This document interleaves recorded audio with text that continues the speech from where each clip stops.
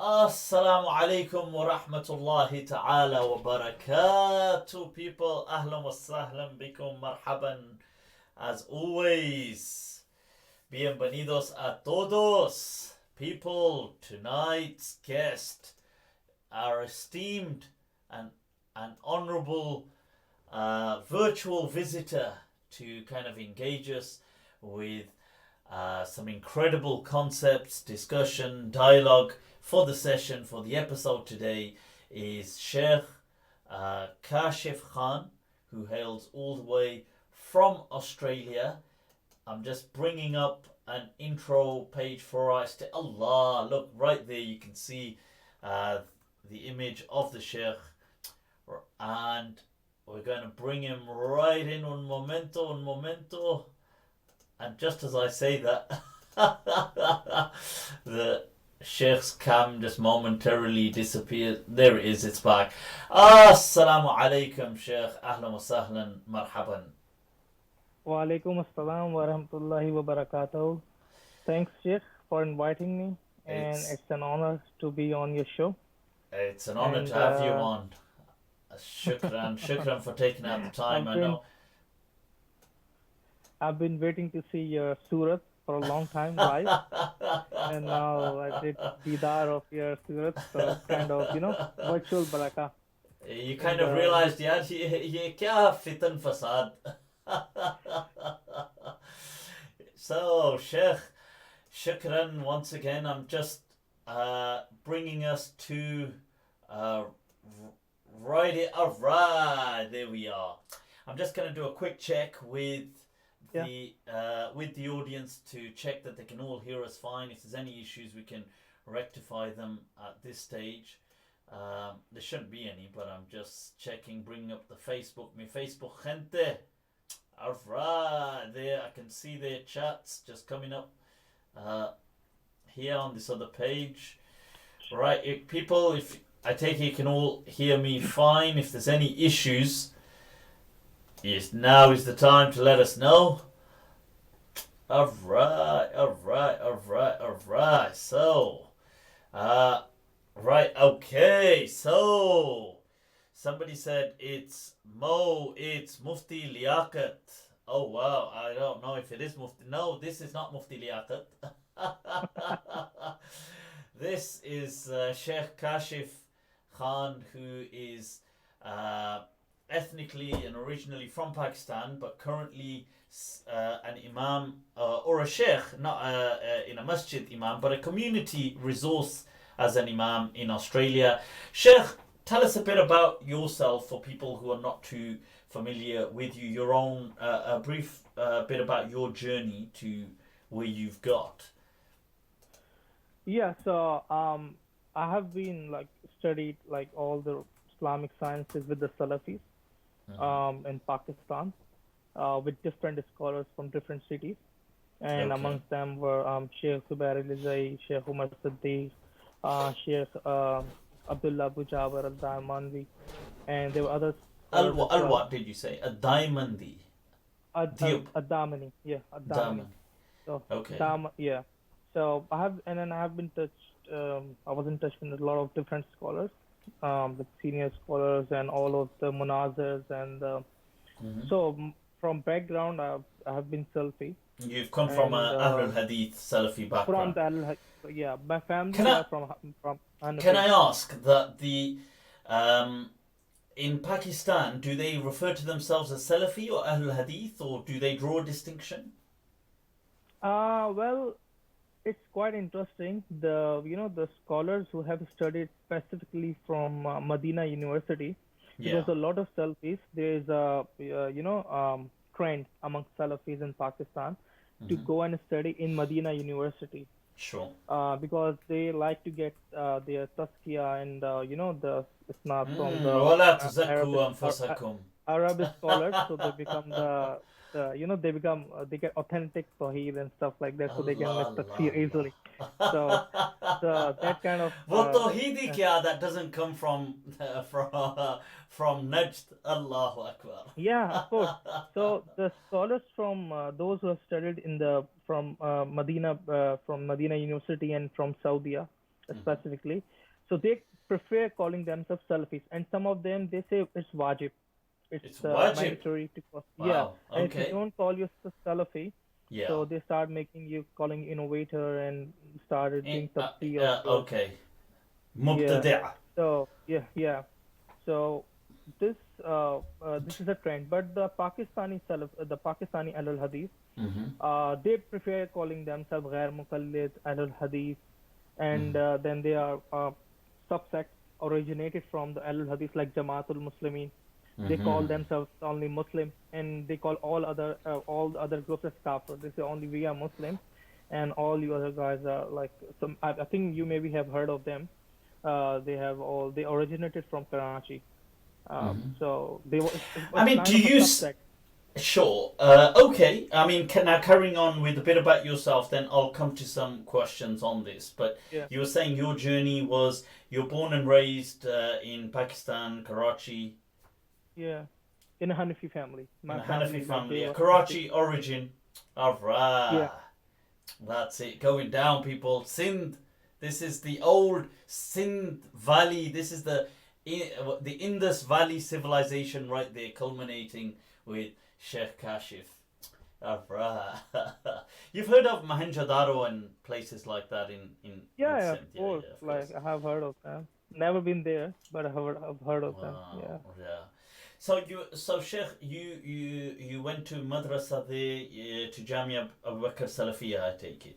Is that? Yeah, I went there for quite a time, and but uh, for the most of my Mm-hmm. study I did it from individually from scholars. Okay. Sti- Private Benefited durus going from on. them, yeah, private or meeting them or traveling in Punjab or staying with them Wah and wah, learning from Punjab. them. So Sada Punjab uh, hoਵੇ. yeah, a lot of big names and scholars are from Punjab. So Jamia Muhammadiyah in Gujranwala is a very old madrasa, Okay. Al Hadith madrasa, and it's been there before partition. So very Wow, what's it called? scholars, Jamia Muhammadiyah. Muhammadiyah. I'm a Yeah, it's in huge GT Road. fan of Maulana Abdul Karim Al Athari, by the way, who's a student of was it Inayatullah Gujarati Al Wazirabadi.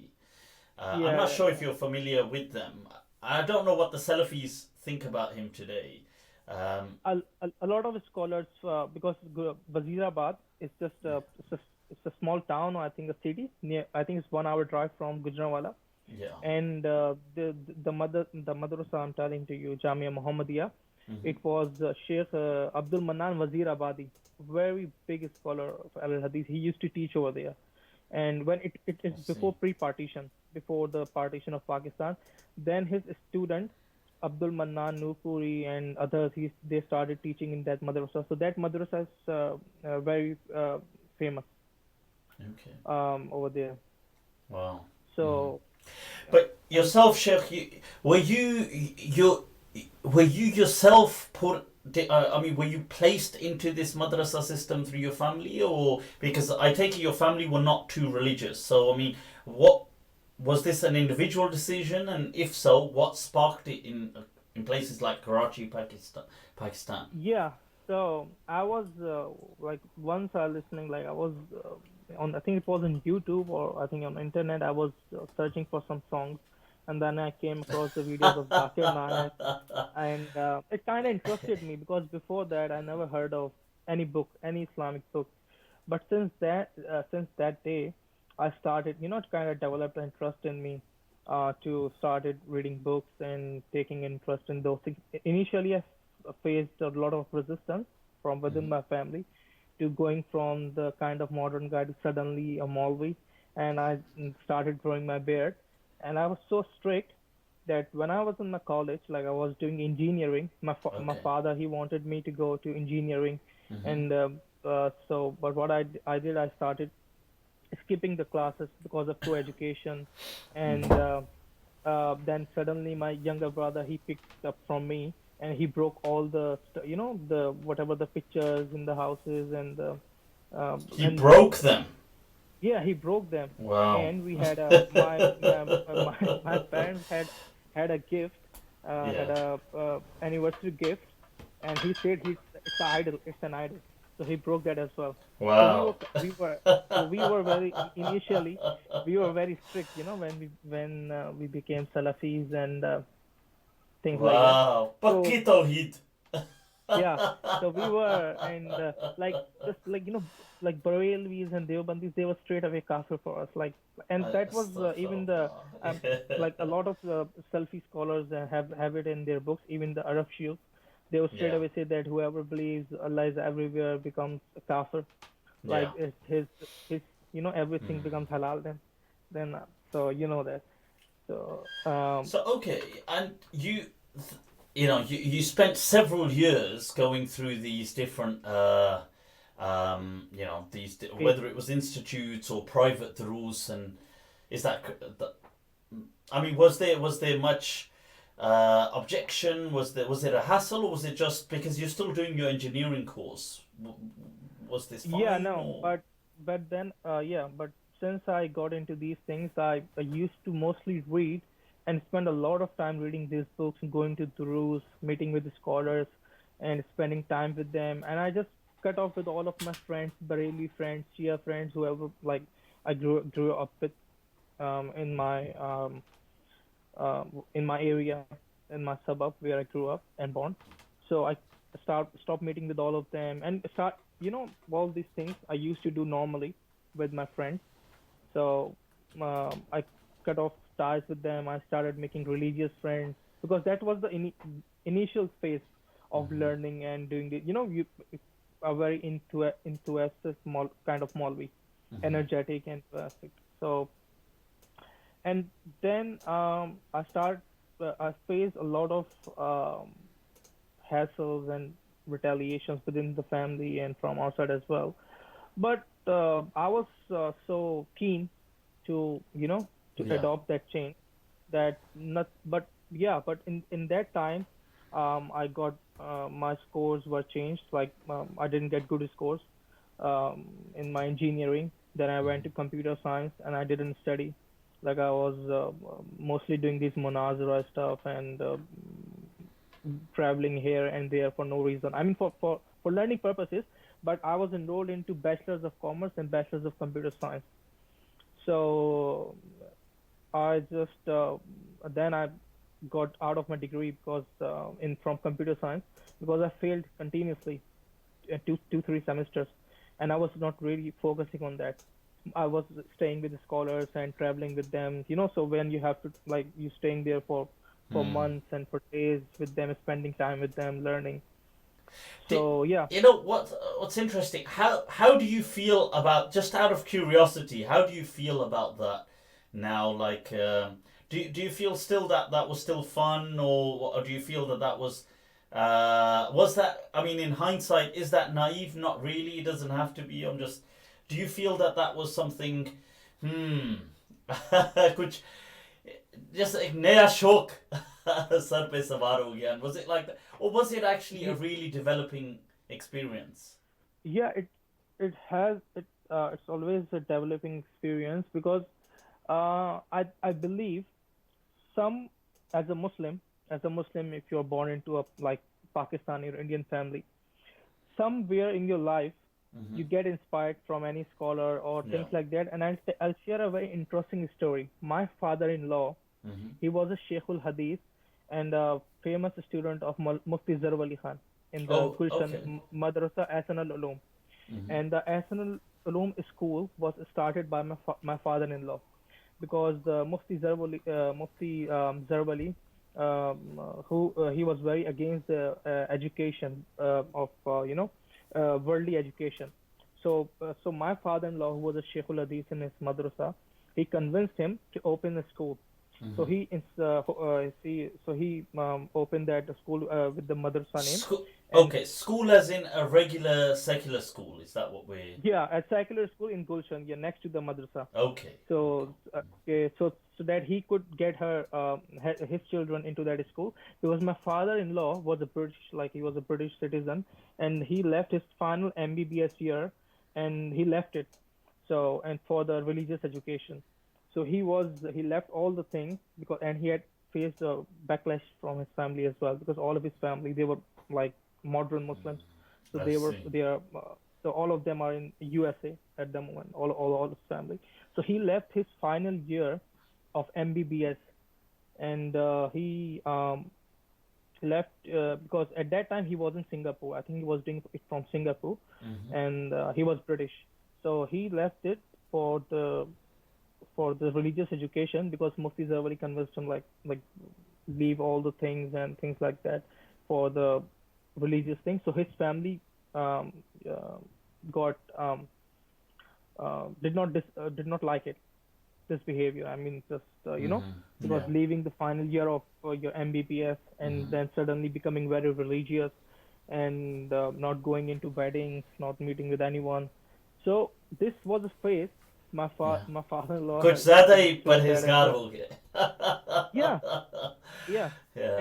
and even I think so. Everyone, even if they don't go like this in extreme, but still they get inspiration from the Maulvis who convince them to do like that. A lot of like these things. So I think I feel a kind of better now, because if I would not have gone through that phase, I still be doing doing a lot of things which are not part of the religion, or some of like nowadays they are doing in Pakistan, like they are encouraging people to go and pray, and even at the time of this pandemic, coronavirus thing, they're still encouraging and Sure. resisting against the government. So a lot of these things, Yeah. I mean, and that, I was gonna say, on that note, I mean, you're very familiar with the kind of the Pakistan politics, and I mean by that not just the actual government politics, but the dynamics between the scholarly class as well. yeah, This fitna that's going on right now, or this issue of the announcement recently that was made by a committee yeah, by Mufti Munibur Rahman that had diverse imams on there. Mufti Taqi was on there, Brilview, yeah. other ulama were on there. That we will now be reopening the masajid.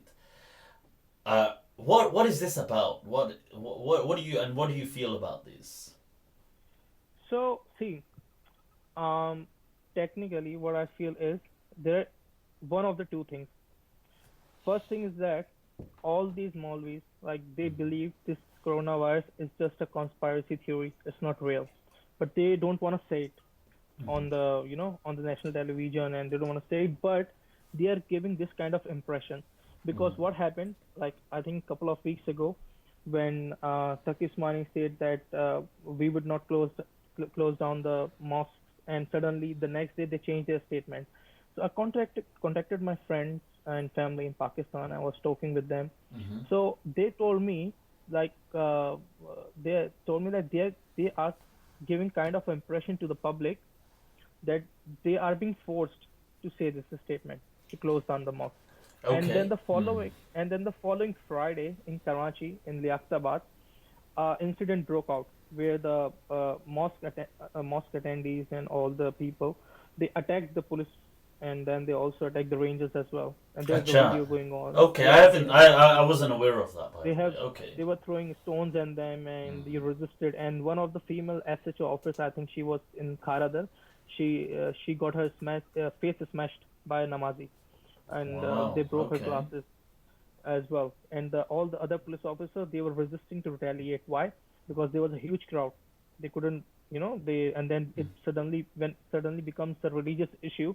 No one, even if they are opposing it, they no one they want to step in it, Yeah. because then the people come out of Obviously, roads just and but the suddenly, passion is a bit too high when it's yeah, on religion. of course. Yeah, it becomes a blasphemy issue, gustaki issue. Because Yeah, of blasphemy issue and because of other things as well, there are various sectarian groups operating, and anybody can take benefit of you, yeah, yeah. benefit of that. Take Someone advantage else of does the. the thing, and the people will think, oh, that.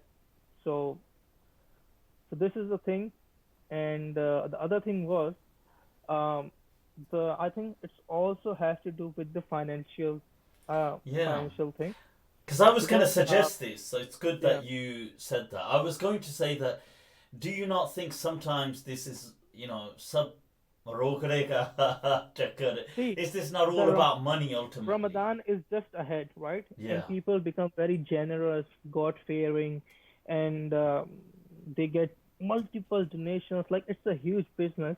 Because when I was coming absolutely, here, absolutely. I was being told because when I was coming here and it was my decision that I'd never work on charity. I would not ask for it. I would do it. Whatever I'll do, I'll earn by myself because I have seen how uh, uh, my madrasa people, like a lot of them in the final year and after doing their graduation, they couldn't find jobs.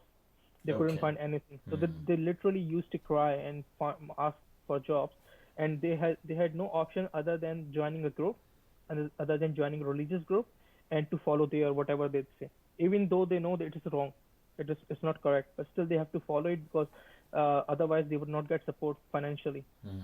So this is the reason I said no, man. See, I'm not gonna be for the rest of my life. I'm not gonna be get going to Madina University and then come back because one of the Maulvis he suggested me go to Madina University, get a tazkiyah of whatever do your bachelor's or master's from there, and come back and open a No, mosque and do. when they say tazkiyah, what I thought tazkiyah was just a reference. What do they mean by tazkiyah? Is it a Oh, degree? sorry. I mean, uh, but tazkiyah. I mean, like it's kind of when you get that certificate or degree or it's not Sure. from the top Okay. they write you when they write ijaza. Sorry, I was using Like an the zero ijaza. and Sure. No, no, ijaza. that's Yeah. fine. Yeah, yeah. So yeah. Okay. So once you get they wrote me down tazkiyah, senior scholars from Pakistan. Then they tell me to like I got it, and then they one of the guy he scholar he just advised me like you can go back there, you can go over there, study 4 years. Like you already know everything. You just have to get a degree, just ijaza from Saudi, and then you can come back and open a madrasa over here, open a mosque, and you won't have any financial problem. So Sure. I said, see, man, I don't personally from inside, I don't like this thing. Like I don't want to earn through religious like if I'm teaching anyone Dependency. or You don't want a yeah I religious don't dependency. Yeah. yeah I don't want religious dependency or people like and then you have to abide when uh, when people giving you charities or people are supporting your madrasa, so the audience you have to act according what your audience wants, right? And this happens everywhere because when in Pakistan a famous Maulvi changes his sect, right? Yeah. So what happens? They get married to a girl from that sect. They get a home as well. They get a car. They get a good financial support from that group as well. And and when they want to switch back or go to other madrasa, if they're already having these luxuries, Yeah. they don't leave it. Because why? Because if they leave it, they would stop getting all these luxuries and things like that.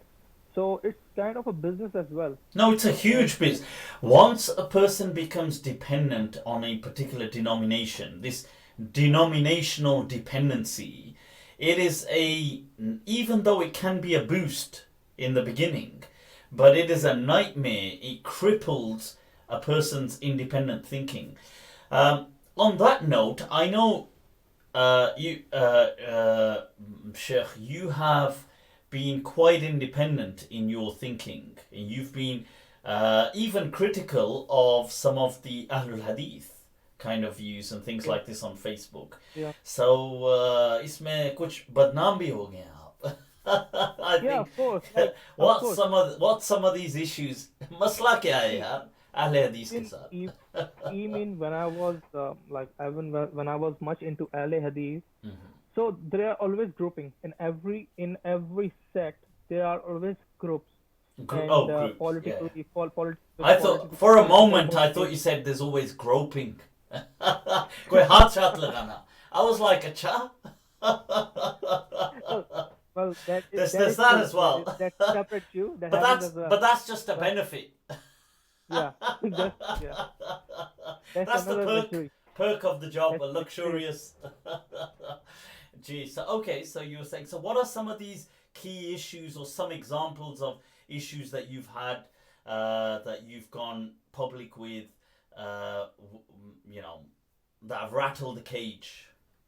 So the main problem was um, like they were very fond of reading the fiqh, right? Fiqh, yeah. So they were very so I'll tell you an incident.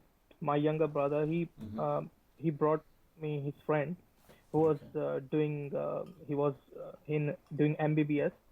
He was becoming a doctor, medical doctor, Mm-hmm. and they had to do this practice over the dead bodies of the people. Do what So practice? Oh, because as a they have to doctor, practice. sorry. Yeah, I thought, in what? their What? Yeah. yeah in their college they have Mm-hmm. to they have to practice on the dead bodies. Yeah, yeah, of course, of They, course. Anatomy and I all of that. Mm-hmm. I forgot the name of that word they use in the medical term. Anyways, Yeah. so my uh, my brother brought that guy to me, and a Salfi Sheikhul Hadith, very famous Sheikhul Hadith. I'm not taking his name. Mm-hmm. So he's from Karachi as well, a very senior scholar. He asked him so that when we examine the dead bodies, we practice on them, Mm-hmm. and Mm-hmm. we have and there's no other option other like if we do not study on these dead bodies, we can't practice, right? We have to Sure. practice on them. We have to learn from the Mm-hmm. anatomy and whatever it is. With the anatomy, So yeah. yeah, so he said to him, it is haram. It's haram for you to see the naked dead bodies and to practice over them. And he gave him very, and that guy, he was like, what the heck is this? Like, how, like what I'm gonna do? Still studying. And if you tell someone, a common guy who is religiously devoted, and at the same time, studying, or Mm-hmm. uh, uh, involved in his profession, and a lot of people are like that. They are both religious and devoted to their careers and things like that. So he said to him, it is haram, Okay. straight away haram. Mm-hmm. Then that guy came to me, and I explained to him like it's totally fine, it's not a problem. Otherwise, this is like he can't apply the general rulings on this. This is for the learning purposes, and I kind of satisfied him. But this is just one incident that how their thinking is, Mm-hmm. how their thinking is that they That a very kind of enclosed, boxed, yeah blinkers way of thinking. in That's. the fiqh. Mm-hmm. And back in the days they used to deal with that whether you can pray in a train or not, whether you can pray because in a mosque in a boat or in a train, in a plane, in an airplane, so in a mosque. Speaking of praying in mosques, one of the issues you've been very vocal on is women praying in masjids. Yeah, Yeah. So what's इसमें जरा इसमें मसला क्या है हो क्या रहा है what's going on with this? Mm-hmm. I think the Salfi scholars, they are a bit relaxed Yeah, because with the Salafiyah are lenient fine with women praying in the with masjid. the women going to the masjid. And Mm-hmm. when I was Hanfi, I always heard that it's not allowed for the women to go to the mosque. They can't sit in the tikaf. They Yeah. can't go to the mosque. They can't come to the Eid prayer. But since I became Salafi, I would always take my mom to the Eid prayers, and I was encourage them to go to the mosque. Otherwise, if they don't go, how they're gonna learn? Like they're going to the markets, they're going to the universities, colleges, where else they're going, but Mm-hmm. they're specifically being told not to go to the mosque, right? Yeah. And from the evidence perspective, like they don't have any evidence. Like what evidence do they have other than this thing? It's fitna. If you allow women to go to the mosque, it's fitna, and it's Just her wujud is fitna. yeah, Yeah. it's the fitna. You wouldn't believe Her presence, yeah, tradition for people who in don't understand. there's an authentic hadith uh, in the Tirmizi that a woman was raped while going for Fajr. A woman Was is what, going sorry? A woman was raped, right, while going Okay. into the mosque in the morning, right, for praying Fajr. So and Raped it or did harassed? he was raped. She was raped. Yeah, while going to the mosque, because people at the time, like at the time of the Prophet, they would go to the mosque when it was still dark. They would Mm-hmm. go to the mosque when it was still dark. So that woman was raped, female Sahabiya was raped, and it did not stop the Prophet from prohibiting the ban on mosque, from female going to the mosque. Sure. Okay. So and Because I had thought that because the only like there's some incidents I've read about this kind of thing, but from what I had read was that some yeah, women were just harassed, as in by okay, harassed as in some men had tried to kind of just harass them on the way to the masjid or something. But I hadn't read of yeah. any rape or anything. But okay. Uh, yeah, okay. Yeah, I think thanks for correcting me. Maybe I haven't read it for a long time, but uh, harassed or raped, whatever. But there's nothing bigger than that. This is the fitna they talk about, right? Mm-hmm. This is the thing they talk about. And that then when that woman was harassed while going to the mosque, it did not let the Prophet and his companions to place a ban on the mosque, Yeah. right? Mm-hmm. On the woman going to the mosque. And this incident happened after, I think it was after the time when the hijab became first. It was after that time. So all these fitna kind of things they talk about, like when you're if the women go to the mosque, they will indulge into fitna. And even we get from the authentic hadiths, we get to know that when the women would come at the time of the Prophet to pray, the Sahabas during the ruku would see the beautiful woman in their prayer. This is another authentic narration. See, this is a part of human nature. Yeah. This is a part. You cannot. It's not possible that you cannot eliminate it, right? Yeah. Like just to be clear, that the Sheikh is saying is about that this cause, that this element of the point of prohibition that many of the Hanafi ulama have used is a point of fitna. That they have said the reason why Yeah, women are not welcome in the mosque is because yeah, with the mere presence of women will trigger fitna, will trigger all kinds of problems and issues, from sexual kind of harassment to all kinds. yeah, Now, that's why you're highlighting that, look, but there were cases of harassment, there were cases of attraction, there were cases of attraction, which is natural anyway. All of these in the times of the Prophet, and yet these things were not prohibited. Hmm. and see what else evidence they want. This is a living example that in Tawaf, during Tawaf, there have been several incidents reported that like some of the like males they grope women, they touch them, or do these kind of things, right? Yeah. So if see whatever your beliefs are that the Prophet knew unseen or he did not knew the knowledge of unseen, but um, Allah Subhanahu wa Taala, He already knew these things gonna happen. He if there was this if there was a ban, so there would have been different timings prescribed for tawaf for both men and women. Of course, of course. There's one Kaaba, but different timings could have been prescribed, knowing this thing that they could be harassed I mean, or things this like that could interesting happen.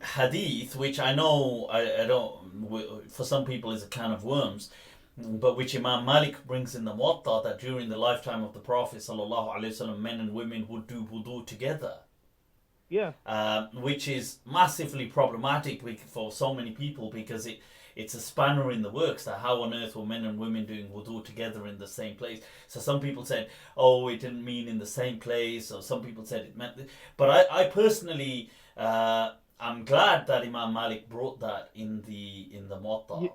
you know the hadith you're talking about. Its full version is in Sahih ibn Khuzaimah, and that narration specifically mentions they would do it from one vessel. Yeah, From that one this is, vessel. and it So mentions that ma'an, that they would do it yeah, together, which yeah, they would do it negates, together. because some ulama try to do ta'wil of saying that كانوا يتوضعون, that they used to do wudu من إناء واحد, from one Yeah. vessel, ولكن واحدا تلو الآخر. So one would come Yeah. do his wudu, then another person would Yeah. come do his wudu. But the hadith actually that Imam Malik brings says ma'an, they used to do it together. Together. Yeah. Yeah, so it's massively, Yeah. it rocks the boat on this kind of issue. Yeah, of course, it's a false interpretation, and I had an article on that as well, and I think I gathered different roots and wrote them on my Facebook page. So this is the false tawi. Like when they don't have anything left, they come up with false tawi, like and try to bring different, criticize it. And I've had I know I've mentioned this to you previously already, but that, you see, I've had a take, and my fatwa and my understanding has been, when it comes to women entering the masjid, not only obviously that's an obvious God-given right, but I've spoken on issues of menstruation and said that I do not feel that the menstruation is a state of najasa. It is not a state of impurity. Yes, the salah is forgiven as a rukhsa, as a kind of gift from God to make life easy, but it's not that these women are impure. It's simply a hygiene issue that when the Prophet spoke about certain women not coming in the mosque, in the time of the Prophet ﷺ, from a sanitary perspective, they weren't things like, they didn't have menstrual pads and things like this, the way people do today or in later years. And it was just an issue. So you have certain narrations where a lady had her menstrual cycle, she was sitting there, she got up, and it was kind of all stained, and so you can imagine these kind of things happened in the past and still perhaps today in some parts of the world. But it's not a najasa, an impurity issue. A woman is not impure just because she's on her hayd, she's on her menstrual cycle. I'm not sure what your thoughts are on this, Sheikh.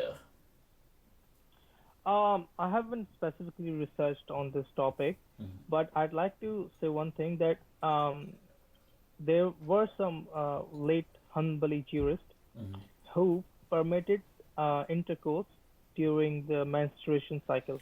Yeah, I've come across Normally, something it like is this. yes, But it is normally I'm considered intrigued that you've come prohibited. across it, Sheikh. Yeah, MashaAllah. I've posted, बड़े I've बड़े खास posted, फतवे ढूंढ लेते हैं आप. I've posted about this. So see, this is I think if we look into this and try to find some classical scholars, like and we may definitely find something. But this was interesting Any relating to idea the menstruation. which specific kind of Hanabila were onto that? I think it was I have to it's on my Facebook. I have to Sure, see. sure. Um, But yeah, you were saying, carry on meanwhile, yeah. yeah. So yeah. So that scholar, and in the commentary as well. So they both the commentary was done by, I think, Najdi scholar, Najdi Hanbali scholar, and from the That and about they sums them up, doesn't it? It's yeah no, I'm yeah joking. and they because the Saudi Salafis, they are kind of Hanbalis. They Yeah, are Hanbali inspired. So this he wrote in the commentary, that Sheikh, and both from the text, that if he feels, you know desires, if he has so much the desires That kind of overwhelm shabak him. of you can't, the Yeah, lust.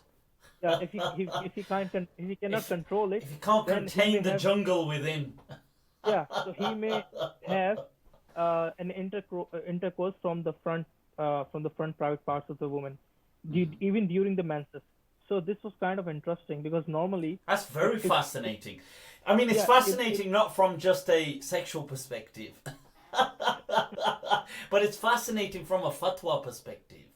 That yeah, imagine because there's a qat'i verse, and they're yeah. derogating, they're making a takhsis of the, la taqrabun is, it's about, you've got a clear verse of the Quran, يسألونك just عن with the المحيط. just with the principle of necessities, that with the desire, if he can't control it, then he may penetrate and fulfill his desire. So you can Okay. imagine, if anyone else would have said this today, like, if you don't quote that scholar, you would straight away get a fatwa of kufr and things like that.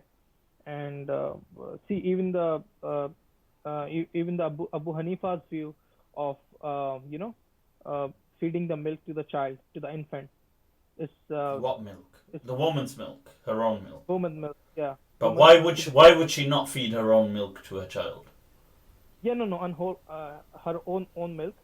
So the Quran prescribes for up to maximum of 2 years, but Abu Hanifa said it's more than that.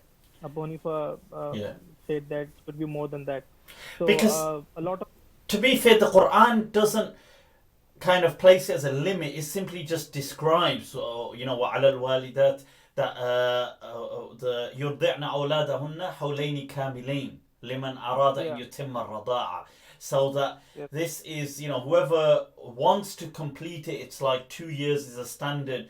But yeah, it doesn't mean if you go one day over 2 years, you've committed a haram or something. It's yeah, just a description, I would have thought. yeah, of course. But that's what I'm trying to say. That Abu Hanifa, I think he said more 2 years and 6 months or something like that, or Yeah, more yeah, than yeah, that. yeah, That's why Abu Hanifa is being criticized for opposing the Quranic, the Quranic nurse and things like that. So, if we may look into different fiqh issues, we definitely find difference of opinion.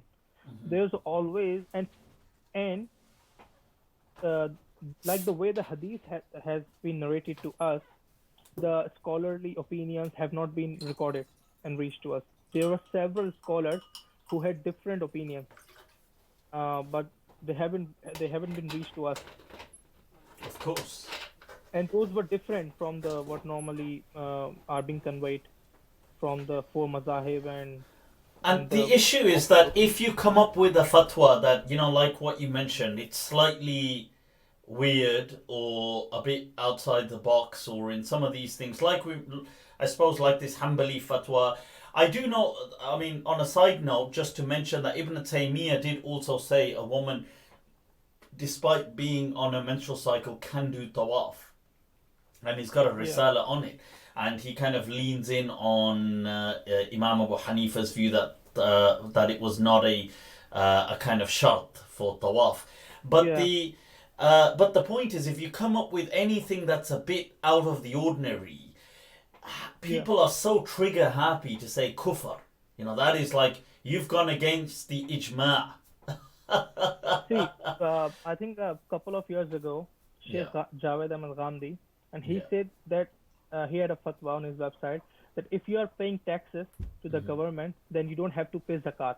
It's not Yeah. obligatory. What's your thoughts So, on this? a lo- Yeah. so the Salafis and the other people, they started saying, "Oh, Ghamidi is already a deviant, a kafir," and when I quoted them from Ibn Taymiyyah, the same thing, and from the Salaf, and Wait, Ibn so Taymiyyah saying what? Saying that the the government. Ibn Taymiyyah was of yeah, if you're paying to the government, right, in the form of tax, right? As It's in what the they form called of previously a kind of max or dariba, or yeah. that kind of So dara'ib, or yeah, Usher like it was a like 1/10 of the yeah, was of the considered to be a part when you would cross a bridge or cross a line. So you had to pay to the local governments or authorities.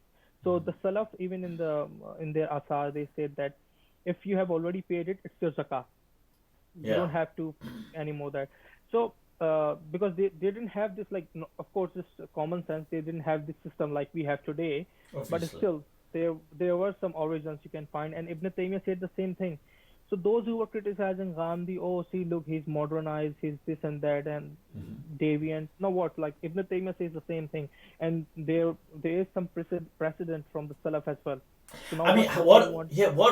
what are your thoughts on that? Because I felt that on zakat is quite interesting as a case study, because I feel that zakat is, I mean, it's there in the lifetime of the Prophet ﷺ.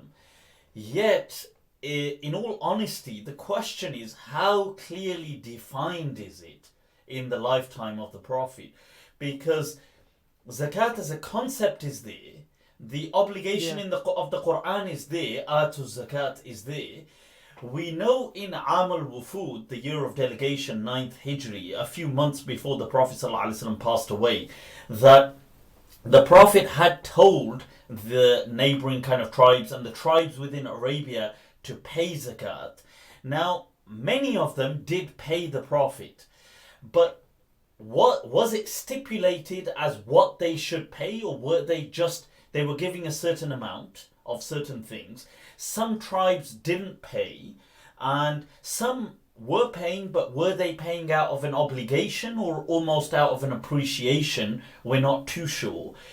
But what we do know is within months, the Prophet ﷺ passes away. Obviously, the whole issue arises in the time of Abu Bakr radiallahu anhu. It becomes a challenge.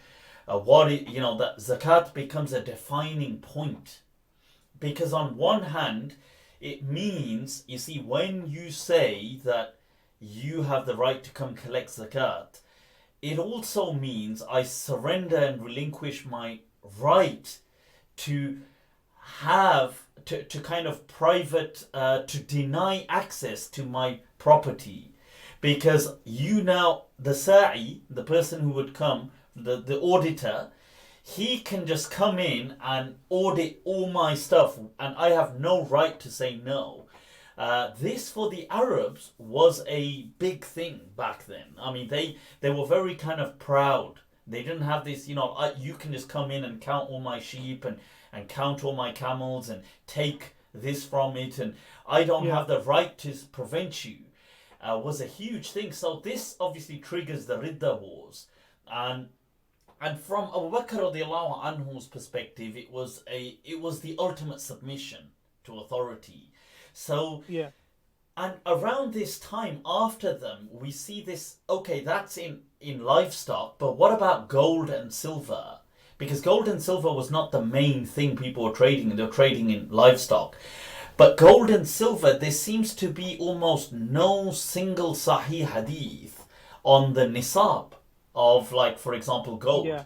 And the ulama just base it on a weak hadith, because what else are you going to base it on? So I've always been curious that this whole thing of zakat, I feel it was more a pragmatic decision that the scholars kind of said, look, well, a taxing system is necessary for a state to function. So we've got a weak hadith. It's okay, chalta hai yaar, we need to get this thing moving. That's the main thing. So what are your thoughts on this? And if a government today is taking taxes, could that, and they're providing a welfare system, could that substitute as zakat? See, even if you look at in the Islamic history, a lot of companions and tabain, they used to get paid from Baitul Mal, so from the government. So it gives a concept of welfare state, where you pay the citizens and look after them. Yeah. And of course, for a state to work, they have to collect taxes. Otherwise, the state cannot work. So we find this opinion amongst the Salaf as well, that they can collect then they can collect taxes from the government for their benefit, and at the same time, that would constitute as zakat. So, and another thing I'd like to say that then on the issue of Abu Bakr, when the people some of the tribes stopped paying the zakat, the famous opinion is that they of the Ridda, that they apostatized and things happen.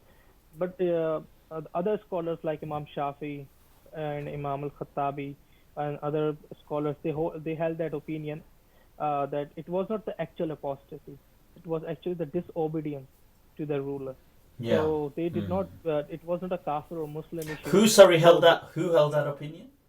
Imam Shafi. And Imam Shafi, Imam al-Khattabi, and there were other scholars as well. And they said that it was not the actual apostasy; it was the disobedience to the ruler and to the state that caused that. That. Because I'm kind of inclined that way as well. I'm kind of inclined that there was more an issue of this kind of because in saying that, look, wait a minute, you can just come in to my property whenever you want. I'm not going to accept that, because you can't, and it's challenging. It's defiance, isn't it? Yeah.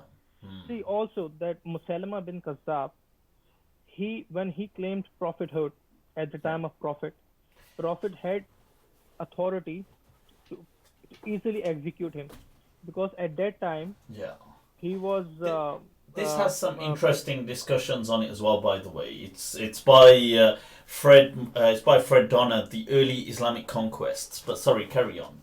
Sorry to all right. interrupt you there. So this so You're saying that the Prophet could have executed Musaylim yeah, al-Kadhdhab Musalama from Kazzab, right? Yamama. And Yeah. and this also has to do with the killing of the, on the if someone leaves the Islam for and like that Qadiani issue, if someone and the execution.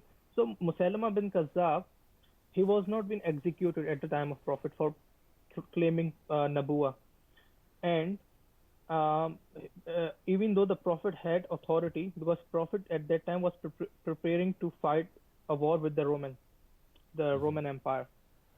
So, and before his demise, I think the 6 months or a year before his demise, Musalama claimed prophethood, but the Prophet did not kill him. Even after, at the time of Abu Bakr did not kill him, did not send an army to kill him, just for this reason. Yeah. But Musalma bin Kazzab challenged his authority. He Yeah. would kill people, and he killed some companions and people for not testifying that he was the prophet. This was the reason that challenged the writ of the government. And then And Abu wasn't Bakr had, he contributing to the kind of insurgency?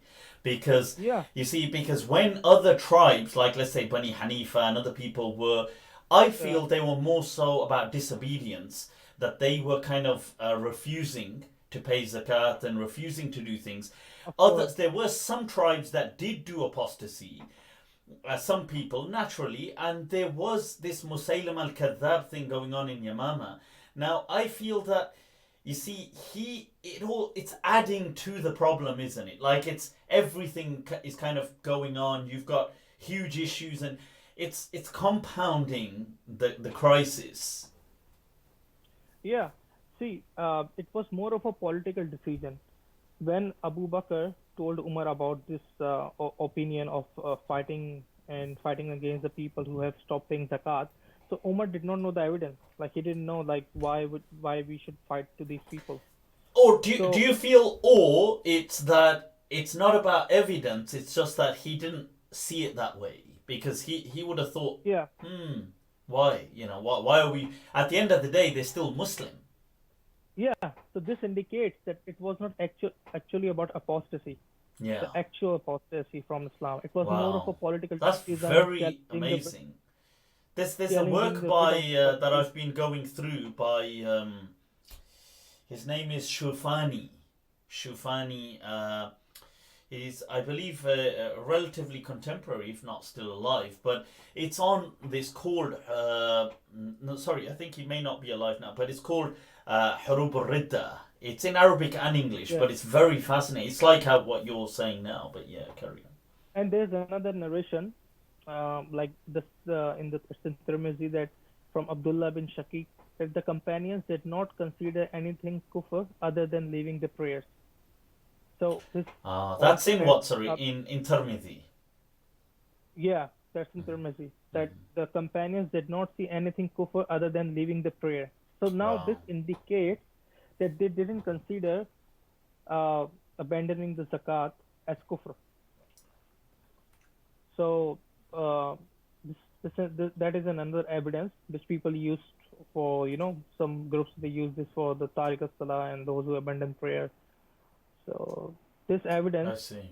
they don't see it from this perspective, but this is the clear evidence that they didn't see it as kufr for not paying the zakat. Sure. Just I've seen some comments mentioning about the voice. I take it, if there are any issues, if people can't hear me clearly, just do let me know. Um, right. Okay. But sorry. Yeah. Carry on. And on a side note, I am replacing the mic anyway for a much more. I'm just waiting for it to arrive. Yeah, But yeah, sorry, Sheikh, you were saying now. Right. So this whole thing. So you feel that this whole Hurub al-Ridda may yeah, was not may was actually more an issue of disobedience, defiance, as opposed to kufr. And it was more a political decision then. More of a political decision to establish the writ of the government and of the authority. So as it was the norm back then, whoever challenges the authority and try to go against them. So I see. that was this political issue, not the actual kufr. Right. Okay. Very fascinating. Right. Sheikh, there's been a few other posts that you've shared as well that have struck up some controversy now and then. I mean, so what are some of your findings that you feel? Because I've been following your posts recently. There's been obviously on the women masajid issue. You've posted on other issues, quite a few controversial ones. So I mean, is this something? Because I post a lot of sometimes I don't post as much now, but I speak and I give certain fatawa. Is this what is, somebody may ask, what is the objective behind you posting these, let's say, strange opinions or things like this? Is this for fitna, fasad? You're making more people, like, let's say, sharing this thing on having intercourse during menstruation, or if I recall correctly, I think there was one on linked to pornography, in the sense that, was there one about seeing an image of yeah. naughty. I believe this is a genuine issue to discuss. Yeah, exactly.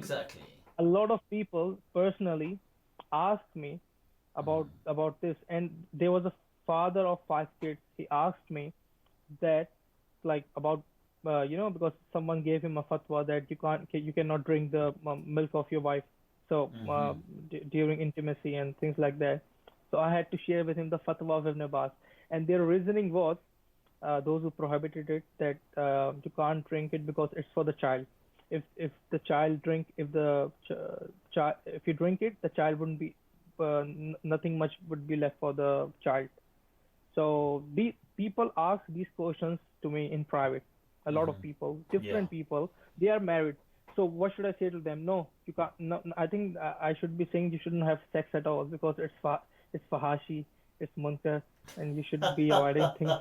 You should, so the person, let me get this right. The person himself wanted to drink the milk, breastfeeding milk, lactating milk. Yeah, So he asked. You got everybody's got their own fetishes and fantasies. So he asked me whether he can drink it or not. So I shared with him the fatwa of Shaykh Ibn Abbas that it's permissible, you can drink it. And you said, well, if you can drink a cow's milk. Well, you can you can sell it as well. Yeah, you can sell it as well. The bodybuilder, Imam Nawawi and others have said that Imam can sell.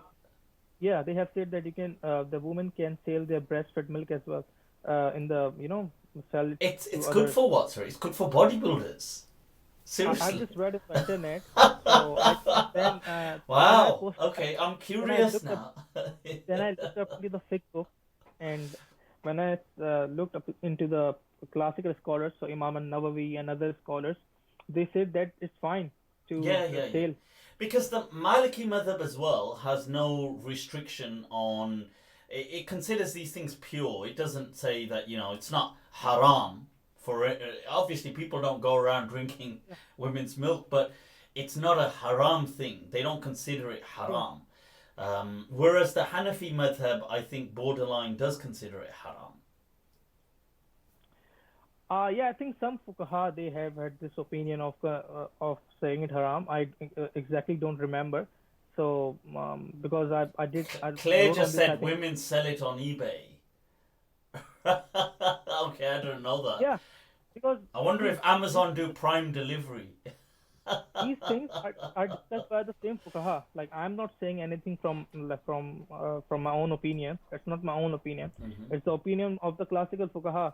So if they have discussed it, like, in the Hanafi textbook, they discuss if a dog have intercourse with a goat, and if Okay. the dog has the intercourse with the dog, and if they are born babies half goat and half and so what will be the ruling on that, and whether it's the milk of that baby will be permissible to, and what about its meat, if it's a cross of a dog and a goat.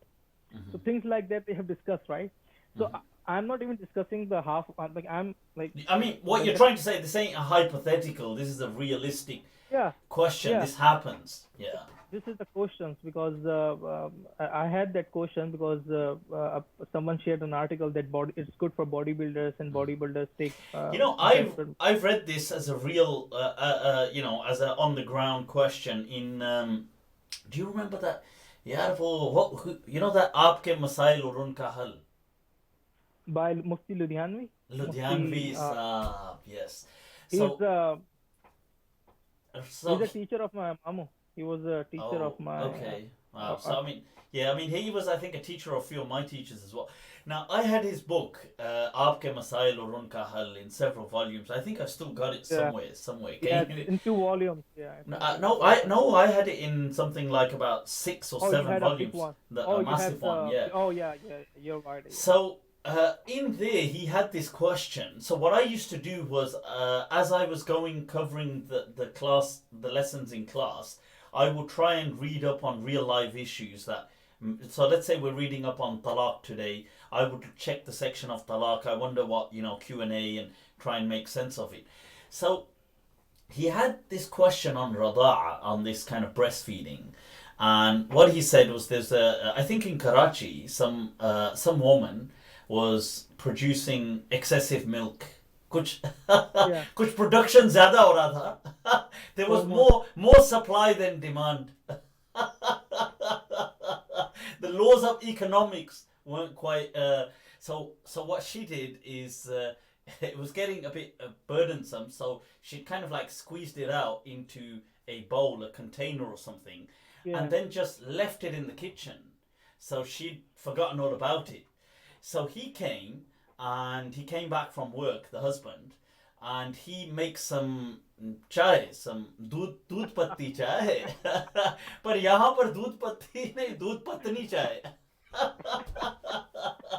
So he makes some tea, and then he drinks it and he gives her some. So they're both drinking it, and what happens is afterwards, after they finish, she says, "Acha," so she says, "Oh, did you bring some milk then today?" And he says, "No," and she says, "Oh, but I thought we were out of milk." And he says, "What are you talking about? There was a bowl full in the kitchen." So she says, "Oh, is that what you made the tea from?" "Yeah, that was my own." वो तो मेरा अपना खास दूध था, my own production. and So interestingly, they didn't feel any taste, different taste, I guess not. change Maybe of taste. it just added to the latte effect. So they sent in a fatwa to Mufti Ludhianvi sahib on Aapke Masail or Unka Hal, which I doubt it's a hal really. It's more, it's more like the destruction. So they asked him, and the Hanafi fatwa is her. I think, if I'm correct, their nikah is broken or something, or Yeah, it's, the Humad Musaharat thing, yeah. So that it's if you ridiculous. So it's they even like, believe if you lustfully see the the private parts of your of your father-in-law, your mother-in-law, then your wife becomes haram on you. yeah, which is Then your wife becomes one of the halal on most you. wacko kind of This fatwa. this So caused a lot of controversy in India too. and I felt so sorry for this couple, thinking that these guys are probably separated now, thinking that we are haram for each other because of this And you know ridiculous fatwa. what interesting thing, Mufti Ludhianvi Saab, when he gave talaq to her wife, he took fatwa from Al Hadith on triple talaq. Sorry, say that again. Mufti Ludhianvi himself. When Mufti Ludhianvi himself Okay, gave this is talaq interesting. to I her don't know wife, about this. and that Zara batao yaar, and gossip kya hai? because Mufti Ludhianvi's I tell you, Mufti I lived in the Sagir, so Mufti Ludhianvi lives next to my nani's house, just in front. His Masjid Al Falah is just in front of the Johra What Thana, and part of it's a Karachi? Federal Bay area, the Okay, okay. Sagir. So he's just like 10 minutes away from my home and 1 minute away from my nani's house. So so Mufti Ludhianvi and the Al Hadith Mosque, where we in our area, is the closest one. From the Mufti Ludhianvi's mosque and from our house is the only mosque over there where I got a ban from, where they banned me as well later on. Bloody. So that guy I know is a very old guy, like he's kind of in his 60s or 70s. He was the guy who helped Mufti Ludhianvi to get a fatwa from Al Hadith and triple talaq, because out of anger he pronounced triple talaq. So yeah, this was a confirmed thing. Mufti Ludhianvi himself took a fatwa from Al Hadith on triple talaq. Yeah. And it's crazy, man, because I saw that, and this is the thing, that they're ruining families, destroying homes.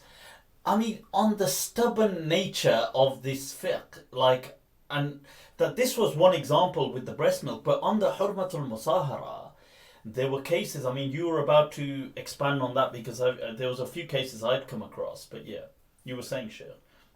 So all of these muftis, when they fall into trouble, they themselves use all the concessions and all the rukhsas, everything. But for the awam, they have different fatwas. Yeah. For the awam, they don't like it to be the fear mongering, to scare them, and this is how it runs. If you don't fear monger them, and yeah, this like there's the famous story of Juha, where the character where somebody comes and asks him that Maulana Sahab, that Sheikh, I can't remember which animal has kind of like urinated on this wall, and what should I do? And he says, well, knock it down and then build it up again, because this is proper impure, and then he says, okay, he says, but that's the wall between your house and mine. And then he says, no. Actually, he says, chalo phir, just wash it 7 times, it'll be okay. So I mean, okay, but so what you see, I had this fatwa that I saw when I was in my iftar course. It wasn't, the istifta wasn't to me, it was to one of my class fellows. So it was about a woman who'd, let me recall the details correctly, but it was on Hurmatul Musahara. So what had happened is the couple, they had like 5 children, and the husband had realized that, what had he done? He'd, years before his nikah, as a kind of teenager, a late teenager, he'd ended up having sex with, this was a case which had actual sex in it. He'd ended up having sex with this lady who was later on in the future to be his mother-in-law. कुछ मसाला वहाँ पे, ये पाकिस्तान में हो क्या रहा है यार? People are thirsty and frustrated. So this guy was, so he happens to have sex with this lady, who's older than him, obviously at the time, but and it happens only, like, I think he said it only happened like 2 times or something like that. But then years later, they kind of obviously do their own thing. Something like 10, 12 years later, he ends up getting married to her daughter. Now, what happens is he's lived normal. There's been a normal life. He's like, chalo. He's like... It's like Saas Bibi, chalo, Sita or Gita, ye kya ho raha hai? So the thing is that he, so many years later, comes across this pamphlet kind of book, this little booklet about Hurmatul Musahara.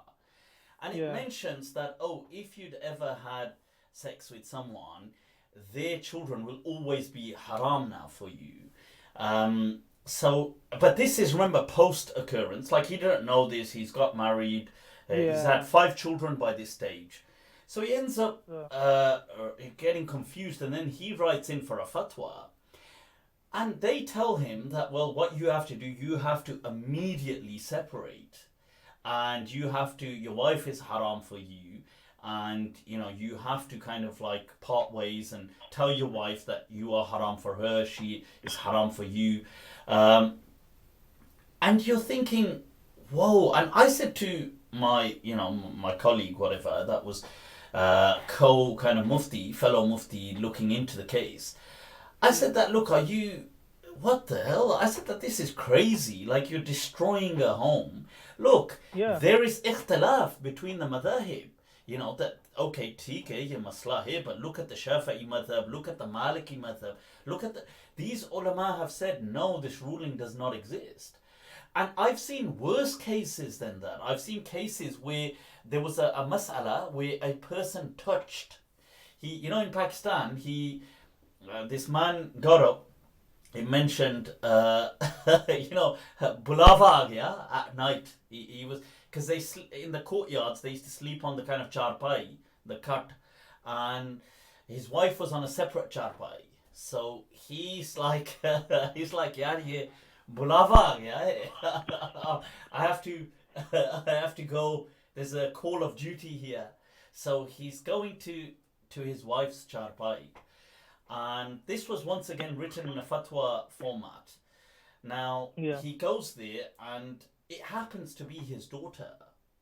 But he doesn't do anything. He doesn't do anything. Like, what happens is that charpai, which is normally his wife sleeping there, his daughter, who was a teenager, was sleeping there, but she had herself covered. So he goes yeah. there and he writes in this istifta that he had kind of just touched her arm or something, That's and he'd that. Yeah, removed her, and it's seen. Oh, and then he'd covered and gone back. yeah, Now, he then came across this ruling that if you ever touch a family member, your own child, and you've ever had some intent of desire, your nikah becomes haram with your own wife. Now, he was confused and thought, well, I didn't ever intend that, but I'm not sure because I went across thinking this is my wife. And he writes in this fatwa. Now, they told him that your nikah is batil because that if you have, any kind of intent, sexual intent, which was accompanied by a touch, even if there was no sexual act, that the Hanafi fatwa that the mother becomes haram and who happens to be his wife and therefore the nikah is broken, and it's crazy, man. Like, I don't know if you must have come across some crazy stuff like Th- this. this has always been a hot topic of discussion because, and especially in India, Pakistan, and there have been a lot of controversies, and in India as well, especially in India. If you look up into the Google, you'll find a lot of news, and this caused a lot of controversy, and the Hindus were attacking Islam as well because of this reason. And then however, there was an opposite from Al Hadith as well in India, but the media, the Yeah. Indian media, they like to focus on the something which from which they can malign the Islam and attack Islam. Yeah. So they this is the reason which have been caused a lot of trouble. This thing and the triple talaq thing. This is the main Mm. thing that a lot of Hanfis, they either become Ahlul Hadith, and they either come and do rujuu to Salafis for just for this fatwa.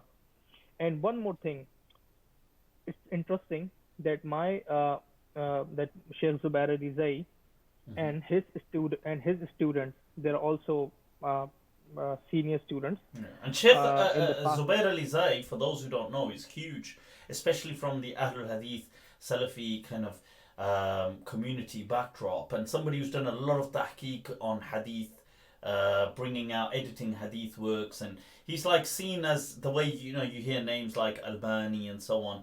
Sheikh Yeah, Zubair Ali of Zai is course. huge like that. Yeah. He's always people use him as an alternative, and even in the Darus Salam, all the Sunan al Arba of the Darus Salam, the Yeah. Tirmizi, Abu Dawud, they all have the research and gradings of Sheikh Zubair Alizai in them Yeah. on the English and And Arabic he's version. actually been a teacher of yours. Yeah, Yeah. Sheikh Yeah. Zubair Alizai. Yeah. So so I was telling you, Sheikh Zubair Alizai, his opinion on triple talaq was of the four of the that three counts as three, No way. like triple Seriously. sahib. Yeah, yeah. Wow. And Okay. this was the reason. Like, I have his works on that too, but he didn't publish it because of the because he didn't Isn't want to call isn't the three talaq almost the backbone of the the the Al Hadith Salafi? group of the Yeah. Al Hadith group. And this was the reason. I once I was discussing with another senior student of Sheikh Zubair Alizai, and he's also a famous scholar. I'm not taking his Does he name, have many female but students? Sheikh Zubair Ali Zai. who? He has many, like he used to have male, female students. I mean, that's quite broad-minded for in Indo-Pak kind of, especially Pakistani Maulanas. Yeah. So I was discussing with the Sheikh, the one I'm referring to. He's a male student, and he's a very Okay, famous. sure. Sorry. So he's a male student, and he's very famous as well. But I'm not taking his name. So Sure. he's very famous and alive, and he's also alive. So Sheikh, that Sheikh I was talking to, he was also of the opinion triple talaq counts as three. So one day I asked him, why don't you write like any academic paper? And it's good to have a discussion within the Al Hadith themselves, right? So because Sheikh Zubair al-Zai challenged some Al Hadith opinions too, like on the Qurbani on the fourth day, he said all the hadiths are weak on doing the Qurbani on fourth day. On the fourth So day. this caused so this caused a lot of controversy as well. So and he and his students. So I was talking to him. I said, why don't you write anything on it? So they said, if we write anything on this triple talaq issue, Yeah. a lot of people they will consider that we are doing zina with our wife, because they have already given, they have already see the common people, they don't understand how the fiqh works, right? If you are following a fatwa, let's say on any opinion of a different scholar, and it doesn't affect you, right? Because you're following that scholar, whether it's on triple talaq counts as one, whether that triple talaq counts as three.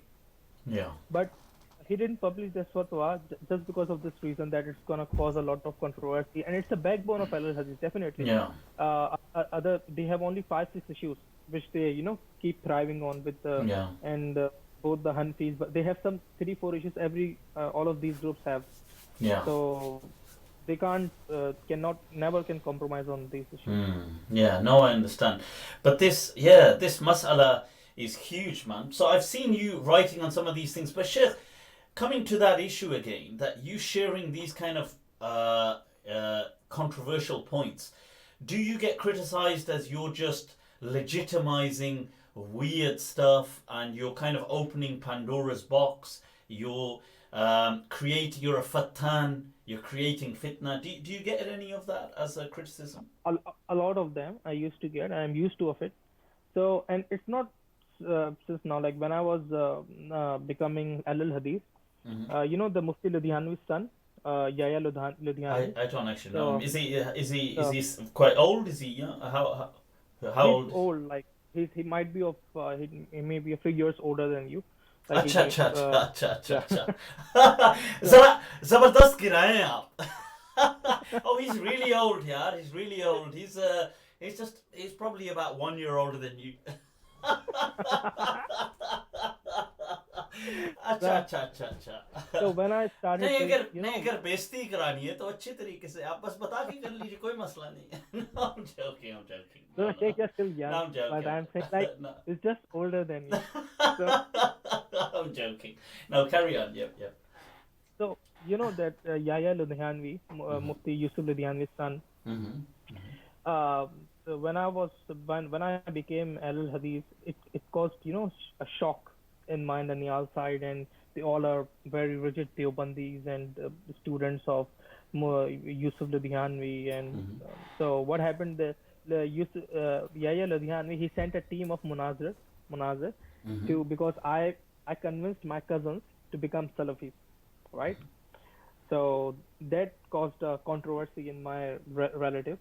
So he sent some munazirs to debate with us on Rafalia then, and we had debate with them. And Why would he send them to you? He knew your family, or what was the issue?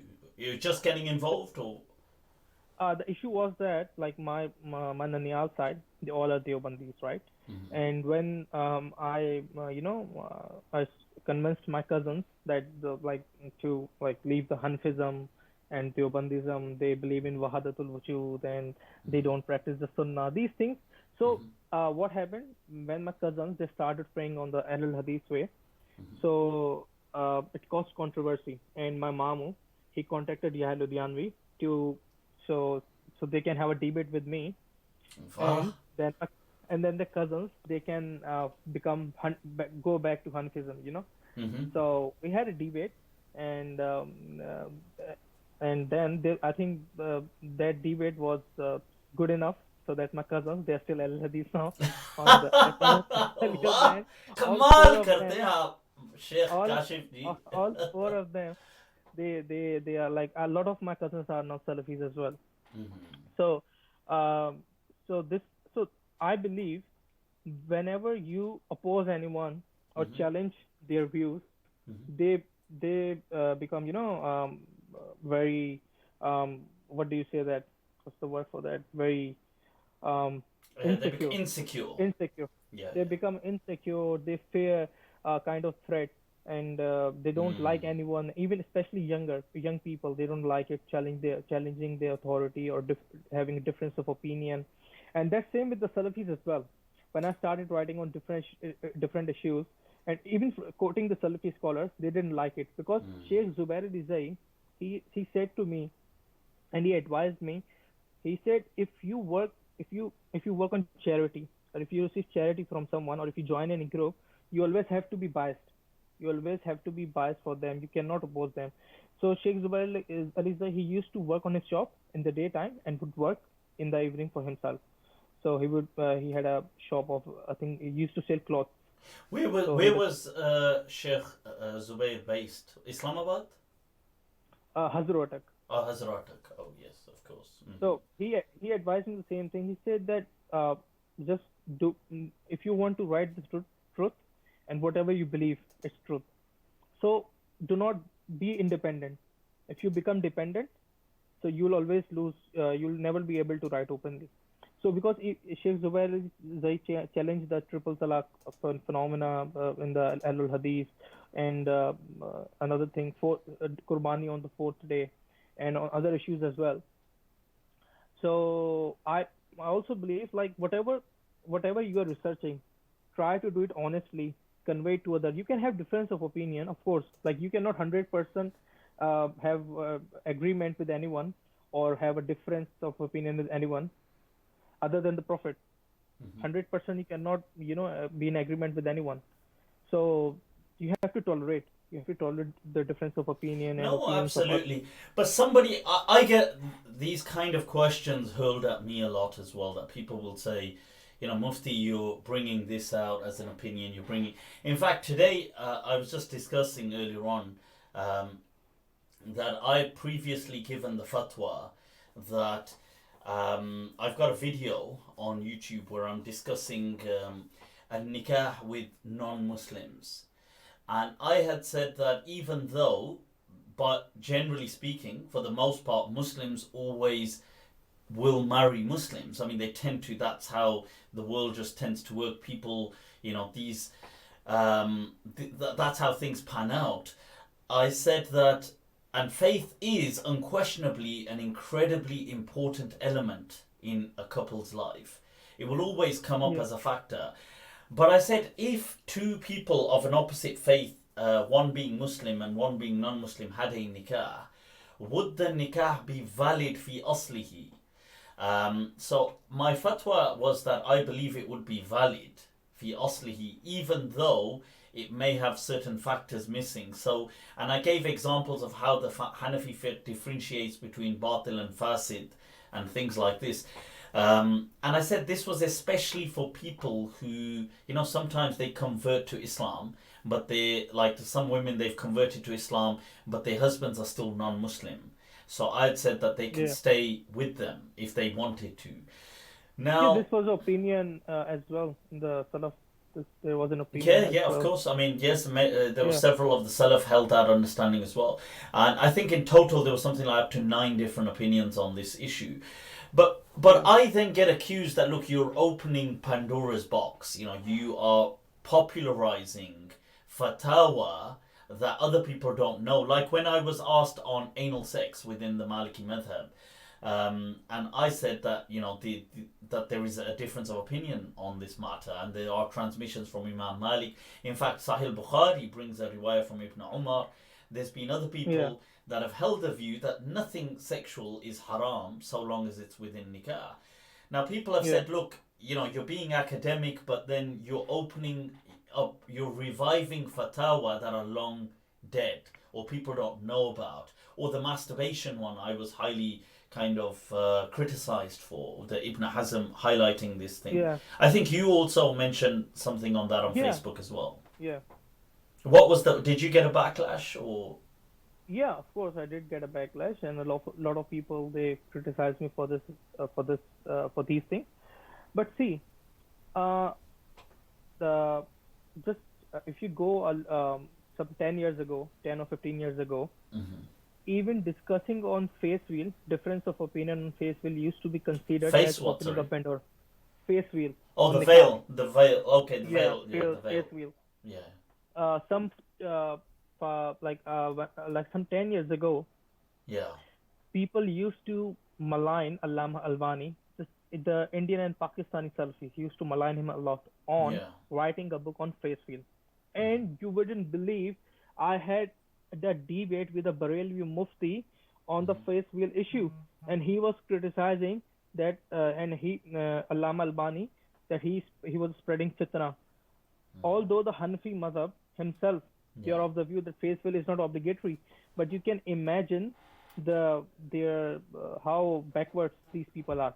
Like, how they don't adopt to the changes, and even though you are discussing something, it is already in the fiqh books, but they define their own norms and own things. They don't want to discuss them. When I wrote an article on keeping your trousers above the ankles and the prayer is valid, I quoted Imam Ahmad bin Hanbal, Imam Abu Hanifa, Imam Bukhari, Ibn Taymiyyah, and from past to all the contemporary scholars. But still, what they said, you're opening a Pandora box. You cannot write on it. People will always criticize you. Who is going to define what is opening a Pandora box? Yeah. I mean, isn't there... But, okay, on that note, just being devil's advocate, Sheikh, that, you highlighted in one of your posts on this thing of saying, well, viewing nakedness through a reflection. And I think it was Bujairi, and there were a few other Shafi'i scholars, ulama, that had said that the reflection of a naked woman, to look at it, walau bi shahwa, it said, even if it's with desire, is not haram. Which in this day and age is basically pornography. Now, as a fatwa, I find that, once again, as a fatwa, from the mechanics behind, in the mechanisms what go into a fatwa, I find that very fascinating. But I can't ka fatwa hai. We can do something with this fatwa. But I mean, people would say, look, now you've highlighted this, Sheikh Bujaidi. Was it Sheikh Bujaidi? Was it or yeah, I think so. But there were a few Shafi'i ulama on there. I remember it from the post, and I think I discussed it on one of my Monday nights as well. People will say, well, people are going to read your thing, now they're going to go away, now they're going to watch guilt-free porn. Or pehle se, they're going to say, or pehle se masturbation wala fatwa bhi hai. So it's a nice package. There's a famous quote that I am responsible for what I say, not what you understand from it. Like, I am responsible for whatever I say, but what you understand from it, that's not my problem. That's what, people can imply. But one could say, I'm just playing devil's advocate. What else could be understood from that except it's okay? And I'm not saying that, this is what people will say, that what else could be understood except that it's okay to watch porn if you want to or need to. Now, I'm just saying that would cause a huge wave of turbulence within Islamic thought. So what is your reaction to that then? Because people are saying you're making this public, like you're making people learn about this. see, first of all, it's an ongoing issue. A lot of teenagers and a lot of youngsters, they contact me and ask me Hmm. in my friend circles and in random people as well. They contact me and ask me these questions. See, Any if good the sites that you can recommend, Sheikh? if they it's a question, it's a valid question. They ask if and you are mashallah very well aware of it. If you see the questions of fatawa, you find that a father had something with her daughter, and then what's the Sharia ruling and these things, like they are more, different kinds of fatawa. When if you look into the how different people questions have, sometimes you are not even haven't thought of that, but when people come up with different questions, even we are shocked at the question as well, but then we have to reply them. So this issue, if someone asks me anything, I and if there's nothing, it's not haram, like there's no text Yeah. prohibiting it, I cannot say, look, why would, like, I can do two things. I can just cite him the difference of opinion of different scholars and leave it onto him to whatever he wants to follow. I can cite him that, Yeah. see, this is the opinion of this scholar and this is the opinion of this scholar, and you have these evidences. Now you can decide whatever you want to follow. But if you want me to say that I should say it is haram, now see, saying something, making something halal and haram is something which should be done on in the light of evidence. If there's no evidence of saying haram, why should I say it's haram? It's not my dad's thing. It's not my dad's So position. just playing But devil's advocate here, Sheikh. So yeah, somebody could say, well, there's the verse of the Quran that قُلْ لِلْمُؤْمِنِينَ يَغُضُّوا مِنْ أَبْصَارِهِمْ, that they should lower their gaze. Now, how would you reconcile that with that fatwa? I mean, apart from just saying, well, you could lower the gaze and lower the handset device you're looking at. No, that obviously wasn't very funny. see, this Sheikh is was like, the "What the hell are you see, chatting about?" no one, Yeah. see, no one take this verse literally. Mhm. And even I had an article on this explaining this verse from the different classical mufassirin. Mhm. They said that the prohibited gazes are bars, as the Sorry, verse say says. that again. Oh, ba'd. Yeah, Okay, yeah. so it's They said some that, yeah, exemptions. yeah. It says that the bars gazes uh, from their eyes, that's what the haram.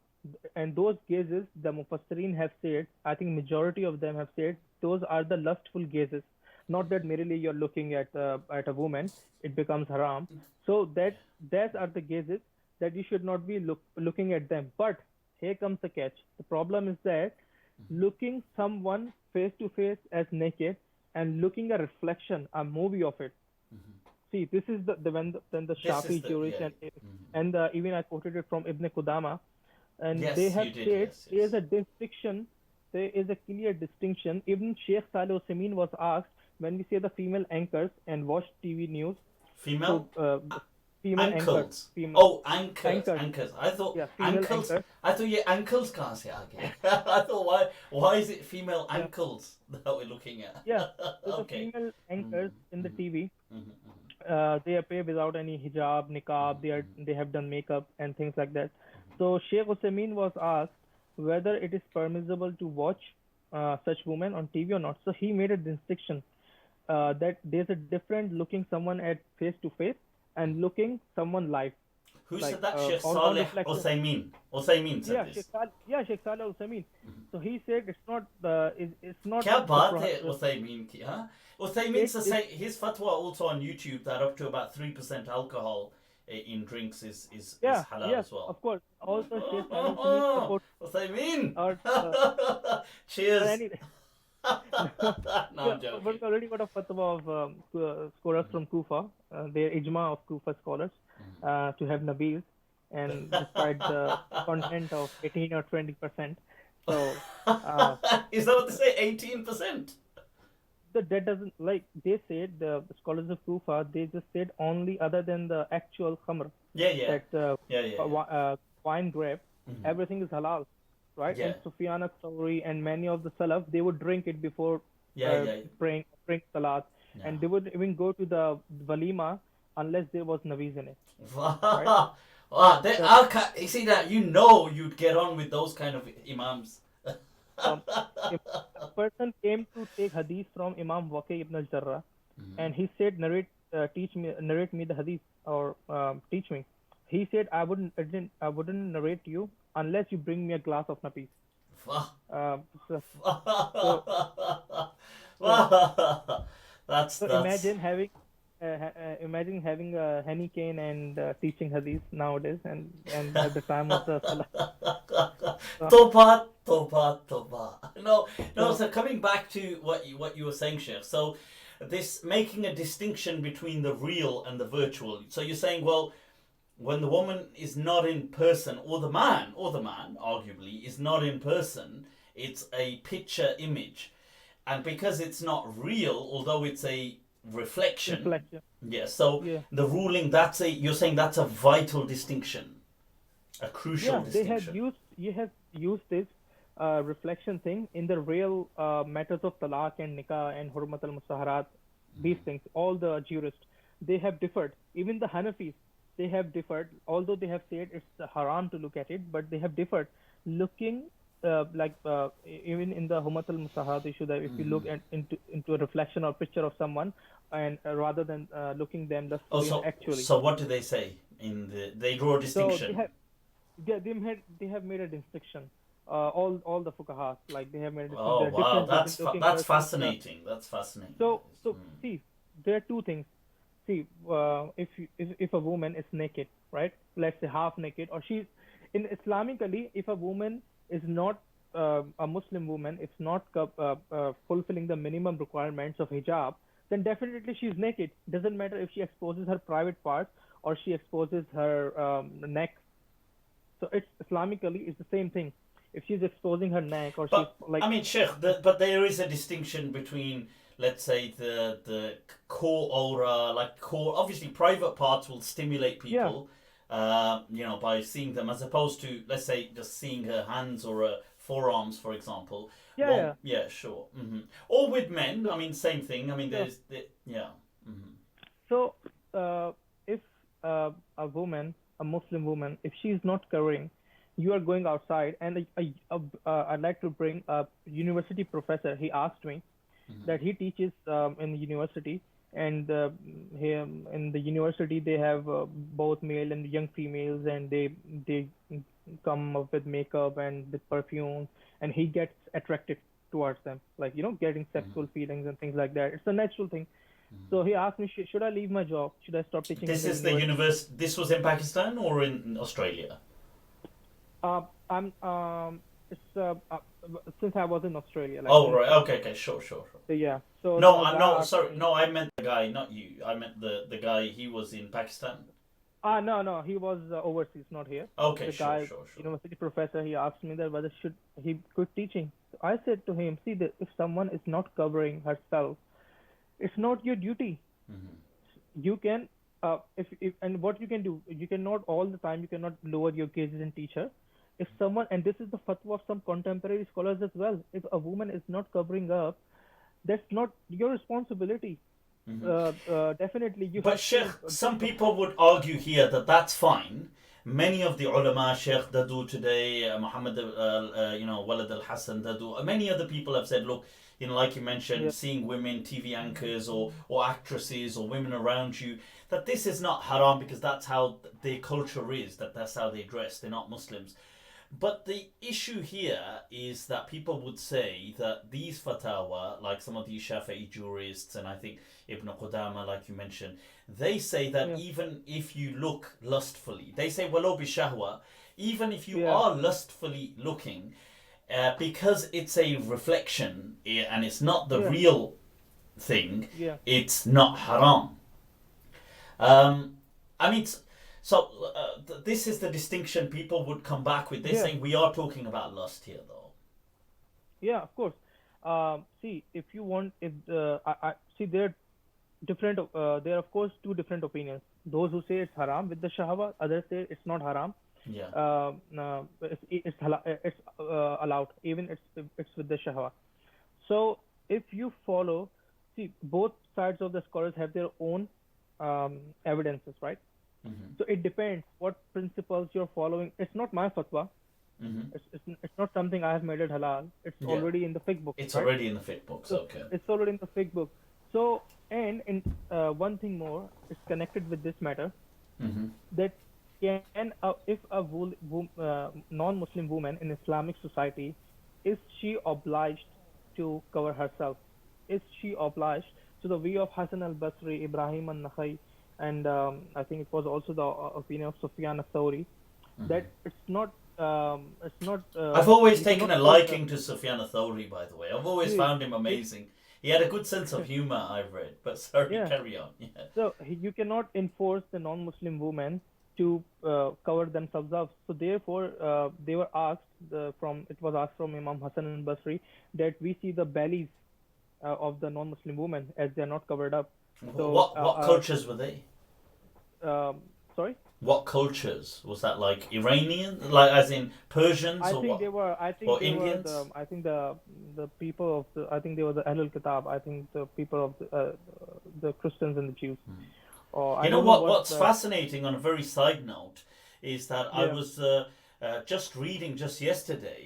You see about the description given by Ibn Mujawir in his Tarikh of Makkah, Tarikh al-Mustabsir, where he describes the women of Makkah and the men of Makkah. Like he's describing Makkah as a whole when he visits it, and yeah he says, "Well, oh, the people are a bit corrupt," and he talks about them, and he says, they do this, and he speaks about their customs, and it's really fascinating as a cultural kind of insight.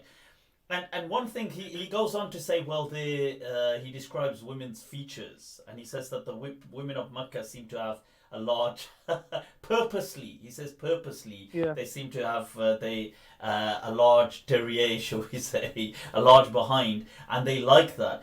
But he says that they will. There's a certain town just outside of Makkah where the yeah women dress. That they make their clothes just out of leather and it's skin tight. And he says that when you go there, and this is in the 7th century Hijri, so he yeah says that he says all the women there seem to wear these two garments, which are, they've got different designs, but they're all made out of leather. And he yeah. says, and it wraps right around the skin. And I just thought, whoa, that's really fascinating from a cultural insight, just to get, wow, because people think all this is very modern. But yet, 700 years ago, just outside of Mecca, this is how they were kind of, being and doing. Yeah. So imagine if today in a Muslim populated country, Muslim majority country, can she a non-Muslim woman, can she walk in the normal skirt or whatever dresses they wear normally? They can't, They can't, no. and they can't.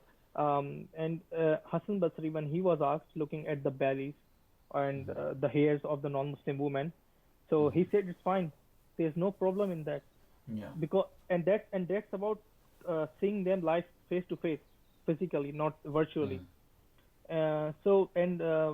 And some of the scholars of the past, they said that the hurma of looking at the woman, it applies only to believing women, not to the non-Muslim Mm. woman. So I you can remember look, reading Ibn al-Arabi, al-Qadi, the Maliki one, the yeah, Spanish legend, went writing about something about this. I remember reading that yeah. years ago.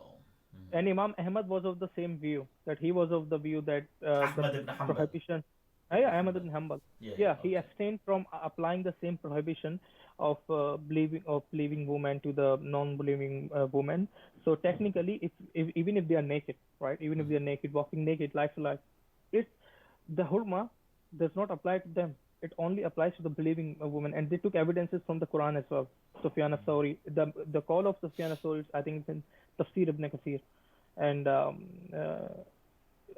then under the ayat of zina, this call So, of I mean, statement of so people struggling today, or if I say struggling, I don't know if struggling is the right word, but let's say, I was going to say young people, but people of any age, of any gender, male, female, I suppose statistically it's more so always male, that yeah. they, in order to kind of deal with their desires, they resort Yeah, to pornography.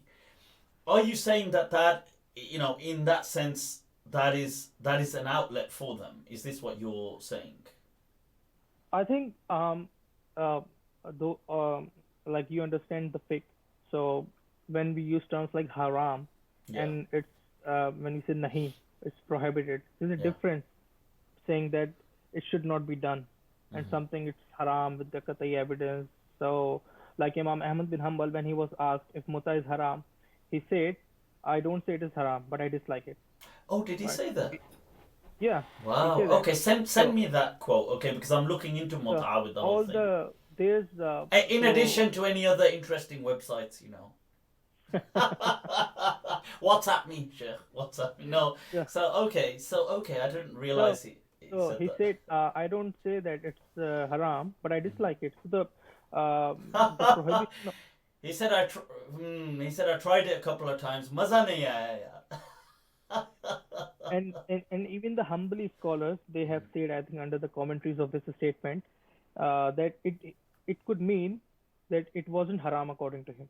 It could mean Because one of the that possibilities. sounds like that. That sounds like that. To Yeah, be fair, it yeah. To yeah, say because la akrahu, sorry, akrahu or la yu'jibuni is usually the yeah, kind of statement that Malik or Ahmed, these great imams, would make when something yeah. was not haram. Yeah, that's what I think. I don't know what scholar it was. I think it was Sheikh Hatim or someone who said it is not authentically established from any of the four imams that they have said the muta is haram. That is not established Who authentically. said that? I think it was Sheikh Hatim, and Hatim. it was regarding muta. Hatim I'll al have to double Auni. check. This Yeah, Sheikh Hatim. contemporary Yeah, Hatim. Hatim Farabi. Yeah, Okay. because Sheikh Hatim al-Auni is of the view that the muta is a legitimate difference of opinion within the Sunni fiqh as well. Yeah, yeah. I mean, I've Uh, held that view as well. Yeah. I mean, I do So hold he it. has Yeah. and he has cited different different scholars, classical scholars who say that the difference of opinion of muta is like the different or difference of opinion of nikah bila wali. It's like Nikah bila wali. Okay. Yeah, yeah, yeah. it's like the nikah bila wali issue. So But coming to this, so if I've understood you correctly, Sheikh, what you're saying is, even though we don't encourage things like pornography yeah, or watching it, and it may very well have detrimental effects, but we're not saying it's haram. That's what is that? Have I understood that correctly? at the time of Salaf, right, Yeah. when they used to masturbate, see the prohibition of masturbation is not authentically proven from any Sahabi. It's not, let alone authentically. I don't know if there's even a weak tradition where the Sahabi said that the istamna is haram, That's what's right? the istimna. Yeah. I mean, no, Yeah, no, not from the Salaf. it's No. not. It's a fact, right? Let alone Sahih. There's not even a weak chain of narration where the Sahabi has said that the masturbation is haram, istamna is haram. So, and you will find authentic traditions from both Sahaba and Tabaeen, those who have permitted masturbation. So, of course, when a person does masturbate, If he imagines something. When a person does masturbate, he Of imagines, course, like, that's a very good point. course, That how of course, could one without yeah, fantasizing? like it wouldn't stimulate or give you erection or whatever it is, unless you have that imagination in This your is mind. real So, talk. I suppose you're just being yeah, real with it. so, Yeah. right. So this is the definitely they used to think of something, right? And otherwise, how they would and some of them were married as well, and they had no option but to do it. There's a call of Imam Ahmad. He said Imam it is Ahmad better. clearly said it's not haram. Imam Ahmad about Yeah, masturbation. Yeah, yeah. And there's another statement of Imam Ahmad. He said it is better to buy a slave woman than to masturbate. Now, so if we don't have like the Salaf, they encourage direct sex, right? Either with the wife or with the concubine, right? So What a if we life, don't have, huh? What a life. yeah, He's so like, we yeah, don't you're still masturbating. Just take one what of them. Here they are. Welcome yeah, to my harem. masturbation done by the losers, right? Both at the time of the Salaf and even Yeah. today, like the loser people, they used to do masturbation. The real people, they would go No, and but get the even today, masturbation is seen as a kind of it is like it's to own up to something like masturbation look is down quite on. It's, humiliating. It's not yeah, seen it's look as down like on. people can't proudly own up. I think for women it's okay in society. It's seen as just being cheeky and funny and like not funny but being kind of like having a bit of fun. If a woman was to, but with men it's seen as just they're perverts.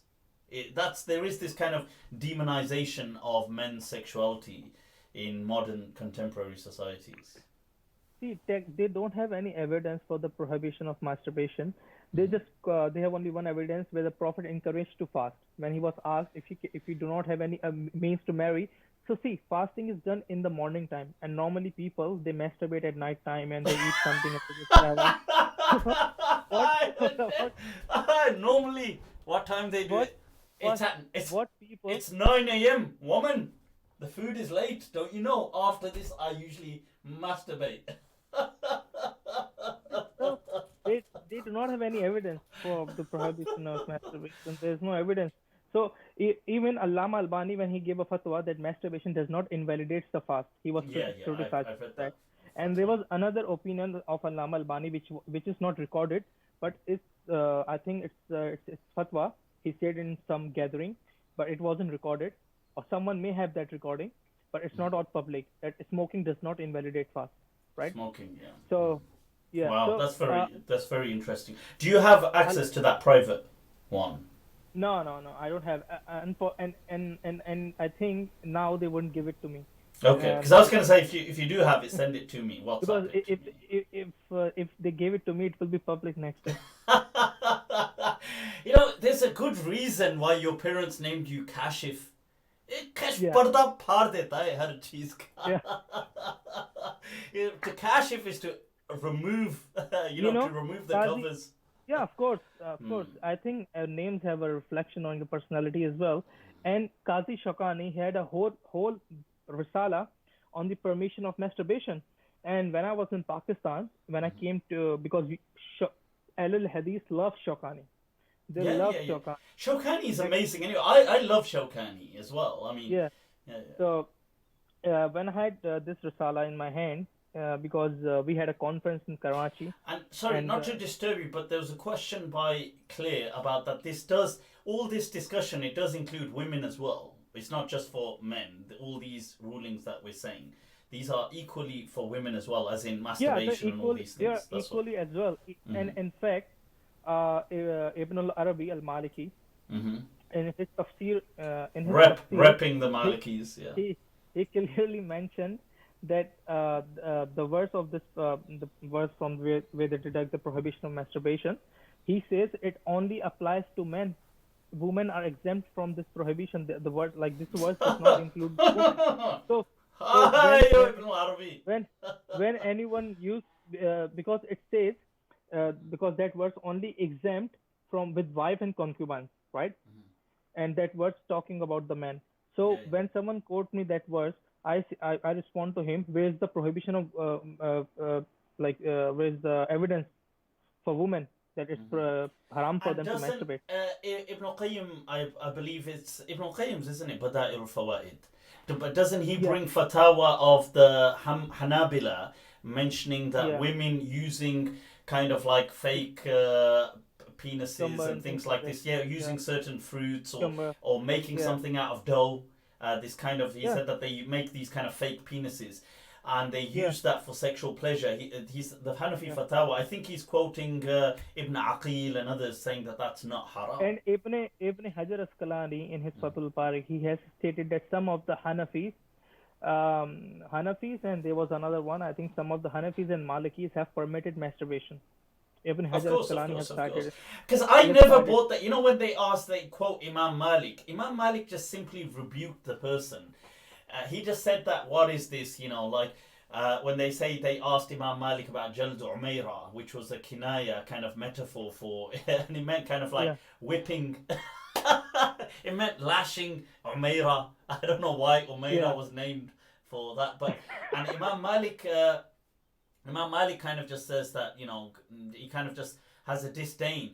But that comes back to this social outlook on masturbation. As always, even till our modern age, it's seen as something which nobody will generally own up to. It's not a yeah, kind of like, they don't, it's seen denigrating, isn't it? Humiliating, especially for men. yeah. Yeah.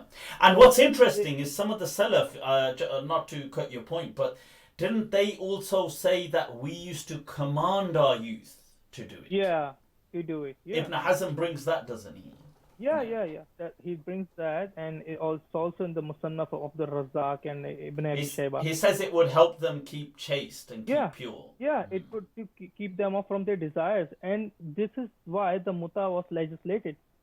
But this is the reason that the muta was like, and Ibn Taymiyyah said muta is more better, and it's rational than the halala, than Oh the yeah, the what they do halala the thing first. is disgusting. I Yeah. mean, So yeah. muta, of Halala, for course, those people that don't know, is when the person feels his wife is divorced, so he wants to get back together with her, so he makes her sleep with, as in marry quickly somebody else, so he can divorce her. Yeah, that's so clearly disgusting. Yeah, yeah. masturbation is a very less severe thing than that. And if you see, Unless there are some I thought masturbation is permissible. Is it not reports. permissible? There are reports from Imam Ahmad as well, where he said it's like your nose. You can take out your nose whenever you want, right? You can what? Sorry, So it's like your pick. nose. Yeah. Yeah, like your nose. Like you can take out your nose But whenever, like it's like you can touch masturbation. your nose whenever you want, so touch your private part. I'm not quite getting that That analogy there, but tika, that state it's like a it's like just try. you clear your nose, right? It's like, and so is the ejaculation. You can take it out whenever you want.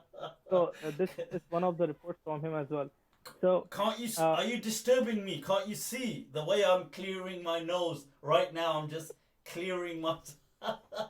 I'm clearing my has sinuses. God damn if it! that's how the nature is. If you don't do it by yourself, it's gonna come out in a few days, and it's gonna be mess. Right? If you're not gonna do it by yourself. Okay, so this, but right, so this thing of saying, well, in this day and age, Yuval Harari, the author of *Sapiens*, in an interview where he's speaking about, he's asked about pornography, and he says that it is, when he's asked about people today and the detriments and so on, he says that pornography today is the kind of the new concubines that people have. Okay, That all right. the way people had concubines in the past, today it's pornography. And I just found that a fascinating kind of analogy. So, I mean, would you think that it is the concubines of the age? The kind of milkul yamin? Well, you hold the I device in the right hand. God damn it, it's milkul yamin. I need to hold it I in my think right hand. I think the see there's a difference of opinion on muta. I think if you can do muta, like if it's possible for But you, muta won't be, yeah. But I mean, for people who muta is obviously still, even if it's a short term, it's an actual relationship. yeah, But this is something like an immediate, quick release, isn't it? For it's instant gratification. yeah. Yeah. See, that's what I said. It's not there's no evidence. If you read the Risala of Qazi Shakani, he has discussed very thoroughly and in Yes, detail. sorry, I And interrupted you when you were saying that about Qadi Shawkani and the Salafiyah and his Risala and how they love him, and you're about to make a point. yeah, so when I came to know, like this was some 7 or 8 years ago, when I came to know about his Risala on masturbation, and we had a conference in Karachi, and the Sheikh was staying at my home, and he was reading the books. So suddenly he find that Risala at my house, While and staying he at said, your house. yeah, Naughty, and naughty. and And then he all said of a to sudden, me, Sheikh turns up. He's like, "Hello, Kash." यार ये बड़ा अच्छा रिसाला है यार. इसको दोनों दोनों भाई साथ बैठ के पढ़ते हैं. he said to me that do not he said to me that do not public it, how would public take it, and things like that. So I said okay, but what if, like, why don't they translate these things? Imagine the idiocy of Salafis in Pakistan and India. They write long refutations of Allama Albani's book on face wheel niqab, but never ever they translate his book. If you want to refute him, first translate his book and then refute him. They only publish refutations of Allama Albani's book, but they never ever publish his original book on face wheel. Why? Because they say, oh, the fitna will spread and this and that. And one more thing, a very good and famous Salafi scholar in Pakistan, he published a book on oral sex.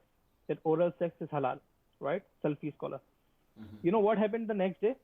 All of his books were wiped out by the publishers and the ulama committee, and they came into the middle and they intervened and they took out all of his books from the. He's a very famous scholar, and from Lahore, and his book was taken out of the markets. And he's a genuine issue. He wrote on oral sex. It's allowed, right? And he discussed from the classical ulama and things like that. But all of his books, so this is their mentality. They don't even let you speak. So that's why like they come up with this lame excuses. Oh, why you're discussing this? Why you're discussing that? They see most of the time, 70-80% of the time I discuss normal issues, right? But they never ever see that. But the rest 10-20%, which shake their feet, earth from under their feet, because they are because it challenges their insecurities. Because they have been telling people for long, oh, this is haram, clear cut haram, this is that, this is that. So they're never gonna accept But these this things. is this not, like some people had asked as well in the comments that, look, why this, why these things, is this not real talk? Is this not real? Like, so many people ask this question, isn't it? And to be fair, Sheikh, you are one of the few people. The reason, and this is why when this topic came up, to be fair, as it came up organically, I didn't really plan this topic to come up, but since it came up, I feel that because you're one of the few Shiu who's ever been vocal on it, you've had the courage to be vocal, that it's so important to hear this response, because this is real. This is like so many people, because let's face it, whether these things have detrimental effects or not, whether pornography is going to be detrimental in decades to come or not, or whether masturbation or whatever, but it's ubiquitous. Everybody is going to be exposed to it. Yeah. So people are doing this. It's like so relevant and so real. On that note, Sheikh, though, people would say that, look, you've highlighted that, look, there's nothing in the Quran and Sunnah to declare these things to be haram specifically, or let's say the virtual, distinguishing the virtual from the real. But then one could say, look, but is it not like we see in so many places within the Quran, within the Sunnah especially, the concept of haya, of modesty, and it's a shu'ba min al-iman, it's an entire portion of iman, that, illam tastahi, if you have no haya, then you can do as you please. All these kind of teachings, are they not antithetical to this stuff, like seeing, like, let's say, pornography or stuff like this? So would that be enough to declare this haram? Wouldn't it be enough? No, I don't think so. See, haram is a very big word. हाँ You cannot यार, say ये anything. मेरे लिए भी यार बहुत भारी है ये Haram लफ्ज़. is a no, of course. I used to Haram hear is my a very ancestors use that word haram. I don't. Kana abai. They used to say this word haram. I don't know what it is. if you can imagine if Ibn Hazm was alive today, then or Abu Hanifa, what would be happening with them? They would have been declared apostates today. Yeah. Both Abu I Hanifa or Ibn definitely Hazm. agree. With This, Imam Abu Hanifa, if he was around today, he would have been ostracized. And I mean, forget that. In his day and age, he was. yeah, Didn't they actually, when he he was. died, they said, "Thank God he's dead." That Yeah, deviant. They were yeah, glad that he died. Yeah. yeah. They, of course, they cursed him, and they also said like he's going to be punished in the grave, and even there's a difference of opinion whether he was a Muslim or not. Yeah. So They went to that the extent. book, Yeah. yeah, So I mean, this haya thing is that, people saying, look, here's a simple hadith, al haya shu'batun min al iman. Some people say shatrul iman. Maybe it's even, a huge part of iman is haya, modesty. see Um, these, yeah, yeah. these these evidences of haya. Now we have the Salaf, right? Hassan al-Basri, Ibrahim al-Nakhai, Imam Ahmad, and all of them are from different backgrounds of fiqh. Mhm. So, when they said that you can look into a non-Muslim woman, if she's exposing her aura or zina, you can look onto them without any problem. So they didn't see a problem with this evidence, right? See, you can say it's better something is better not to say, not to do. Yeah, so, But okay. with halal, but it's better not to do. It should not be encouraged. Like, it's not a Because good thing. It's not a good thing. yeah, it's not a good thing, but it could have a detrimental effect. But if you want me to say that it is haram, see, I cannot say something has haram unless I have a clear evidence, right? If you were to ask me like, does smoking break invalidates fast? No, I couldn't find any evidence. I have been searching for long and long. All I find is the Yeah. ijma. I'm There's kind ijma of like, I'm kind of in line with that understanding as well, that smoking doesn't break the fast. Although before I was of the opinion you know, it was, but then I kind of looked into it. Yeah.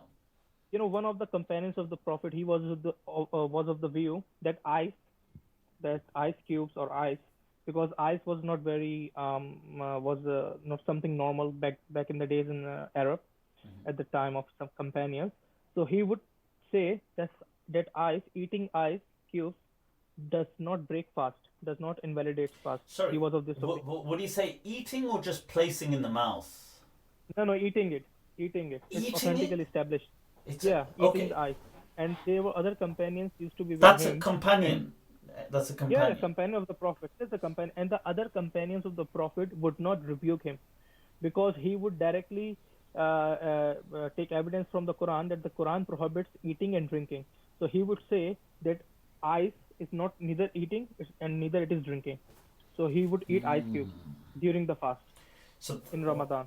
wow. So he Okay, would. that's really fascinating. That is. It is authentically established from him. So Do what I'm if what you I'm know, do send me that by the way on WhatsApp as well. yeah, I'm really intrigued by I'll that. forward it to you. Mm-hmm. And that's why I'm saying that and the you can not only that Sahabi, but the reaction of the other Sahabas, they did not rebuke him. They didn't say anything on to him, right? Yeah. So okay, now we know it's like the ice is just a form of liquid, and like it breaks the fast. But is Yeah. there an evidence Yeah, that to be it fair, doesn't I'm, break I'm the not fast? convinced by, just so for viewers, I'm not convinced by that ruling, but I'm intrigued by the fact that it existed. I'm not convinced. I wouldn't say you can eat ice whilst fasting. I Yeah, wouldn't say that. But yeah. yeah. But he used to eat. He used to eat, and he would take evidence from the Quran. And the other Sahaba did not rebuke at him, right? Because that's how the narration is narrated. That he was with other companions, and they asked him, "Why you eat that ice?" So he said, "Take this ice." So he said, "It's neither from eating and not from drinking." So Wow. Okay. so this thing, and therefore, if there's no evidence, I would not say. And similarly, the issue of having sex during fasting. Does penny see this is was the I think it's the view of Allama Albani and other scholars that penetration Penetration. in the vagina, it invalidates the fast. This is the thing which is agreed upon. Yeah. But having other forms of sex like oral sex or anal sex, does that break fast? Does that because they are of the view as well that No, we of course. It ejaculate. just strengthens the fast. Yeah, ejaculation. You go, yeah. Ejaculation. Oh, you thought I was breaking the fast? No, I was strengthening it. Uh, because there's a narration from Sayyida Aisha, and it's authentically established from her that she said that the Messenger of Allah alayhi salatu wasalam, he used to do everything except penetrating in the vagina. He used to do everything during the fasting, during the Wait a minute. fasting of Ramadan. I thought the hadith from Aisha radiallahu anha was that the Prophet and her would kiss during fasting, and No, it no, that's mentions another. about the kind of like a French That's kissing, but it doesn't. no, that's a different hadith you're referring to. That's in Abu Dawud. That's a different thing. But the one I'm referring to, it's specifically about the fasting, and she said that he used to do everything except penetrating in the vagina, or he would place a cloth over the vagina and would do the whatever Any idea what book that's in? Any idea? it's Musnad al-Ahmad, and I posted on this as well. It's on the Like Muslim Ahmad. I had Okay. from there are different narrations from Sayyida Aisha, and so therefore like scholars they and Allama Albani, he's of the view that ejaculation does not invalidate fast. Yeah. Masturbation I mean, particularly I have made a post on this as well previously, and I've got a short clip on it and I did highlight because there were several Hanafi ulama that held that view as well, and there was Albani, there was Shawkani, there was Ibn Hazm, there were these ulama, and I said that I find myself in line with their understanding that masturbation per se. I'm not talking about whether you think it's a good thing or a bad thing, because some of them thought it was good, some of them thought it was bad, like Albani, but they agreed that it didn't invalidate the fast, and I would feel that it doesn't invalidate the fast either. But yeah, Rather, Ibn Hazm said it is mustahab to have this kind of intercourse during fasting. Ibn Hazm said recommended it. It's sunnah. Does it? And Abdullah, whoa, sunnah? Did he say sunnah? Yeah, it's sunnah. Yeah. कुछ I think कुछ ज़्यादा यहाँ पे कुछ ज़्यादा फेंक दिए. Are you sure sunnah, or is it like maybe it's I had an article on that as well, and I wrote and translated that part of Ibn Hazm. And there was another thing I was gonna tell you related to this. I think it was from I forgot it. I think from Qadi Shawkani, or I'm just forgot it. I had it in my mind and I just forgot that. Obviously, all this fun stuff. Who remembers the boring ilmi things? No, I'm joking. Yeah. So Ibn Hazm has recommended that you can that's what I was telling you. It is authentically proven from Abdullah bin Umar that he used to break his fast with sex, with intercourse. It's authentically established as well that you can break your fast with sex. It's authentically established from the Abdullah bin Umar. And other than that, does anal sex, does oral sex, or does ejaculation invalidate fast? No, there is no evidence. And secondly, it's like saying that even for sake of argument, if we agree that masturbation is haram, see, profanity, swearing, and insulting, and cussing, this type of behavior is also haram. But does that gambling as an example, stealing is haram. Yeah. But does these haram things invalidate fast? No. Fast is only invalidated by the things clearly mentioned in the Quran and Sunnah. It's not invalidated by your and my opinion. If it's not mentioned, it automatically means that it does not invalidate your fast. The Salaf had view that backbiting invalidates fast. Yeah, now, there was. I think Awza'i may have held that, or something. Yeah. Now, why this? I think Imam Awza'i had this opinion. Why these scholars they do not accept this opinion? Otherwise, all of them will be fasting the whole year. And will be making a qaza of fast. You see, but Sheikh, people will say that, look, you can see why people will say that all you're doing is legitimizing desires of people. This argument that people will say that, look, sorry to interrupt you. I'm not legitimizing it, but I couldn't find any evidence for prohibition. So if I couldn't find evidence, how can I say it's haram? Like, it's not my dad's religion that I can say whatever I want. Exactly. So I mean, so your response to that is that you're saying, well, that basically it's God's religion ultimately, and it's for Allah to declare something haram. Yeah, and of course. even if that thing doesn't feel good, or even if it doesn't settle well with us, but it's not we're not licensed to make things haram. Yeah, of course. People say you are making things halal. Okay, so what about you're making things haram? It's the other way around as well. Making things halal or haram, it's not like it can only be done on the light of evidence. Why do you think people are like, you said about backbiting breaks the fast, and I believe that's Awza'i's opinion, but let's say like this you get other opinions which you can tell people, for example, or let's say there was a different mas'ala that's ikhtilafi, it's quite rare, like quite odd, but people can kind of like, okay, I don't accept it, but okay, you've said this fatwa. But why is it these kind of fatawa, do you feel that it really triggers people? Because these kind of fatawa really trigger people, like this, like let's say this thing of pornography, masturbation, oral sex, anal sex. These kind of things are seen as, why are they seen as vile and disgusting? Whereas there could be other, like let's say for example, there's things like which people think are haram, but you said, no, I don't think that's haram because based on this, it doesn't trigger people in the same way. Do you get what I'm Yeah. saying, Sheikh? Or Yeah, yeah. why do you think this See, is?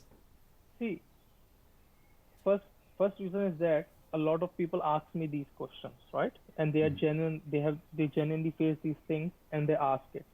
So I always tell them that there's a difference of opinion, and this is opinion of this scholar. This is the opinion of that scholar, right? And this is the evidence. And if someone asks me what my opinion is as well, so I tell them that I couldn't find any evidence which says it's halal or which says it's haram. So I just tell him because these are the questions genuinely asked by the people. And Imam Shafi'i, he said, if someone is of the view of Nabis is halal, or anal sex is not haram, or music is not haram, or muta is halal, you cannot say to him that he's making haram as halal. You cannot say to him that he's making, Well, and he that's Imam cannot make, Shafi'i, is it? Saying yeah, that. Imam Yeah, okay, Shafi'i, wow. and Wow. he said we cannot say to them that they are making haram as halal and halal as haram, and we cannot rebuke them, we cannot denounce them because these are the things which are legit, which have legitimate difference of opinion of them, which have Is this is legitimate this difference of opinion on them. is this in his Yeah, it's It's in in the his yeah. Okay. This is the Right, code people but don't translate. but why do, Yeah. why do you think people are so triggered by this topic more than other topics? Like, why is it that, so for example, certain topics, even though people think it's haram, but you said, like, let's say somebody said, for example, it's haram to pray dhuhr at zawal time, or it's haram to pray anything at Yeah. zawal time because of this hadith. But then the Maliki madhab says, no, zawal time's fine, you can pray. Like, it's not gonna trigger people. Like, people won't be all triggered just because you disagreed on that haram issue. But on anything sex related is it really triggers people. Why do you think that is, Sheikh? What's the हो क्या रहा है It यहाँ is पे it is यार? because people have been fed so much, they have grown in an environment where these things considered as taboo.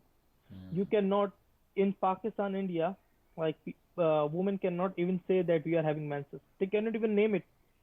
You can imagine That's they a good in point. their What do family. they say normally? They say Yeah, they'll say like, they I don't know what they say. They use different names or yeah, they use yeah, like it's my talk. days, or it's They talk in with the with isharas and they yeah, do yeah, kind of gestures. metaphors. And But no, but they it's even to the extent that even pregnancy, like they say yeah sometimes, like she's ill.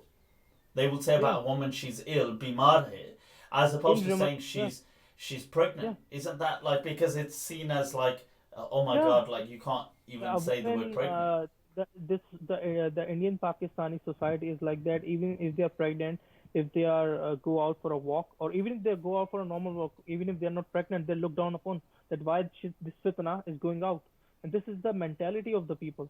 Yeah. This is the And this is the mentality. regarding you said about menses and the fasting, that during Ramadan, like women who are not fasting because They they're cannot on even their menstrual, they cannot say that we are not because fasting.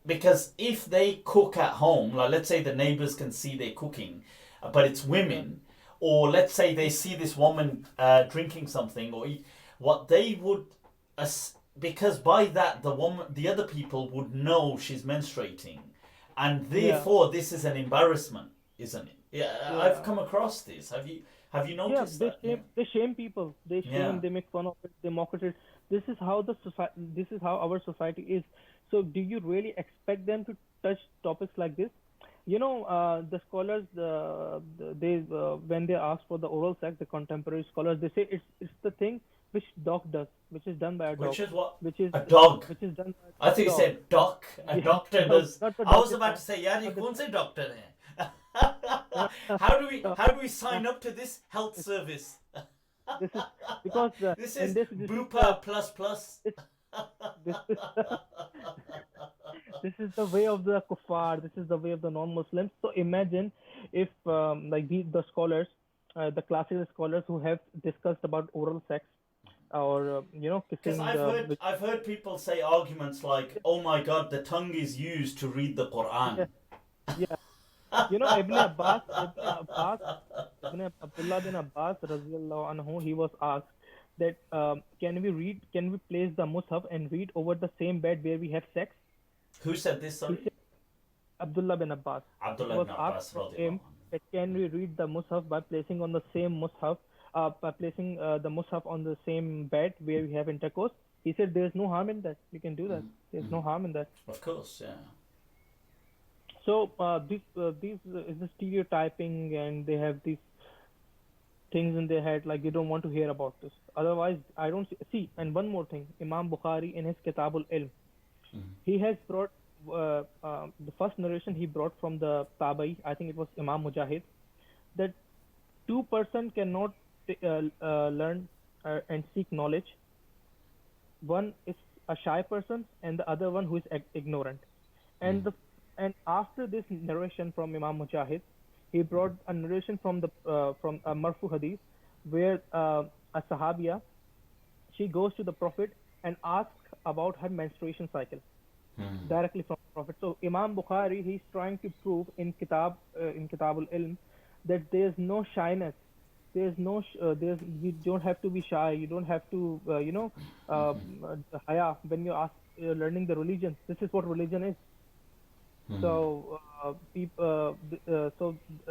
if people they are shy in learning, in Jamia Abi, once we had a munazara, we had a debate in the between the students about oral sex.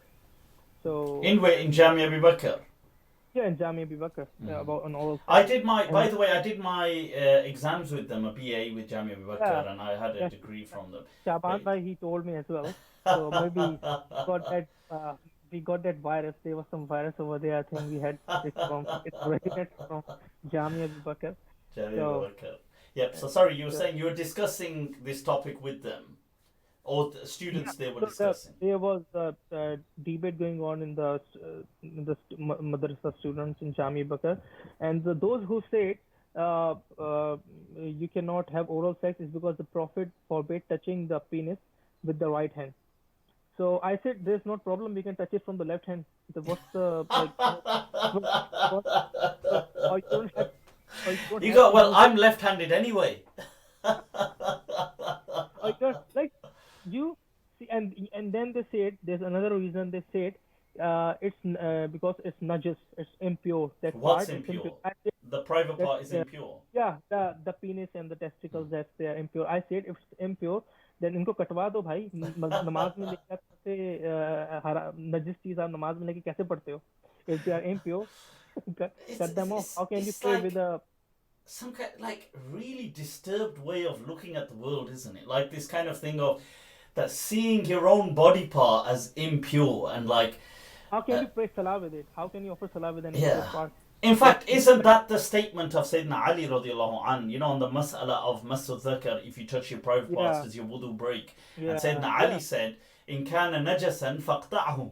He said, if it's yeah, najas, then why do you cut it off? Like, why are you carrying yeah. something Of course, impure with from you? Abdullah bin Masud as well. Yeah, from Yeah. Sayyidina Ali and from Abdullah bin Masud as well. So these people, they have no logic. They just, this is their reasoning. I mean, okay, but a question, because I agree with everything you're saying, Sheikh, but a question here that people will that always ask me, and just to be fair, to raise the question, would you say that look, all this coming up, all this kind of talk, all this kind of discussion, and I mentioned the reason why. I think this topic is important is because it's so real and nobody has. I'm going to be honest with you. Nobody has the courage. They just don't have the cojones to kind of like really talk about this. If I got a Maulana on here or a Sheikh that believed in some of this stuff to be true, he would never in public say that. He would just Or in public lie, and behind his closed cha- doors he would tell me or that yeah, it's okay. or his charity would be stopped. It's Yeah, like the exactly. charity would Otherwise, stop it. tomorrow his But the masjid would backlash. sack him.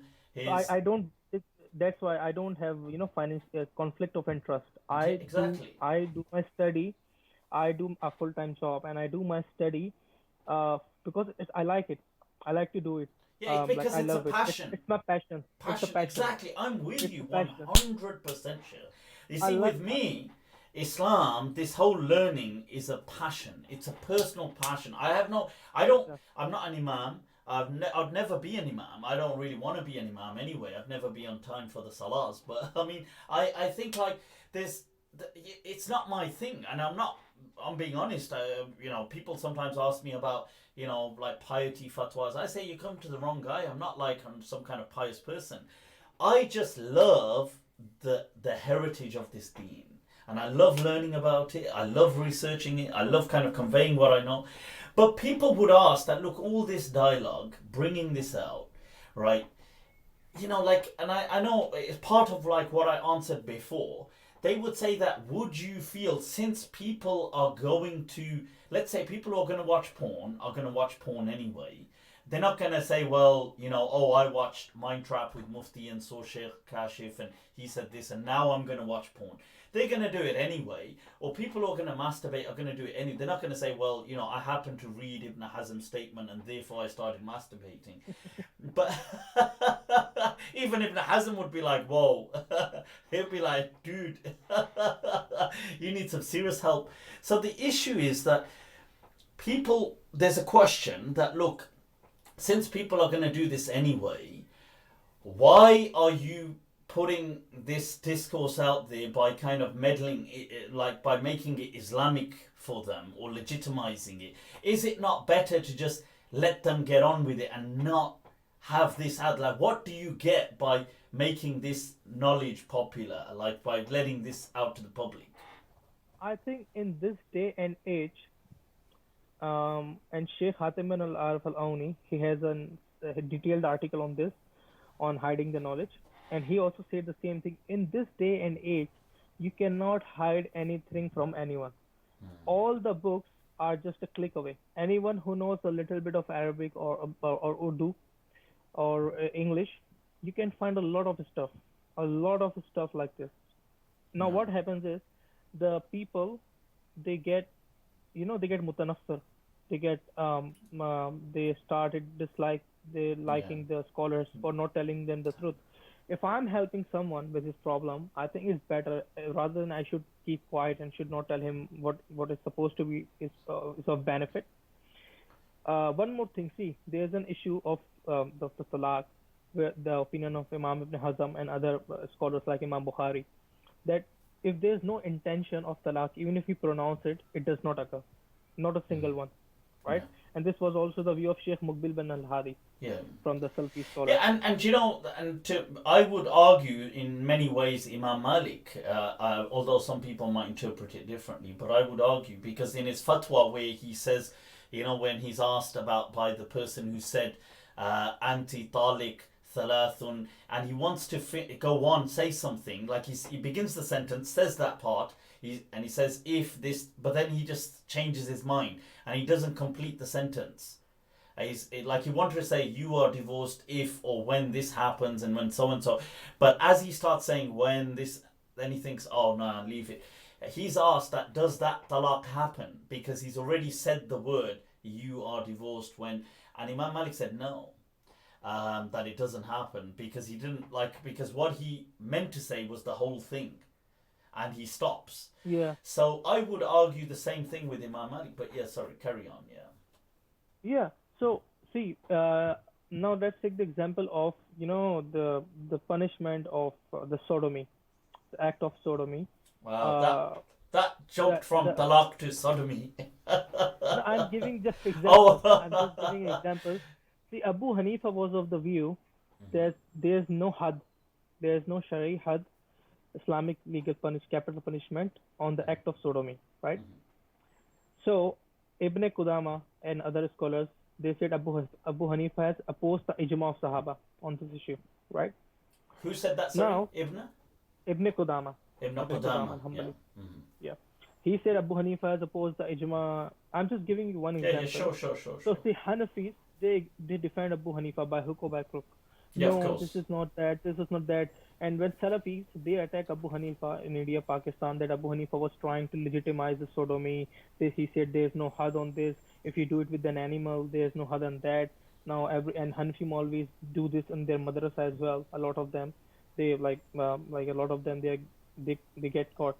My father-in-law, he used to go in the Gulshan madrasa and check the Talibul Ilm what they are doing, like on a random round.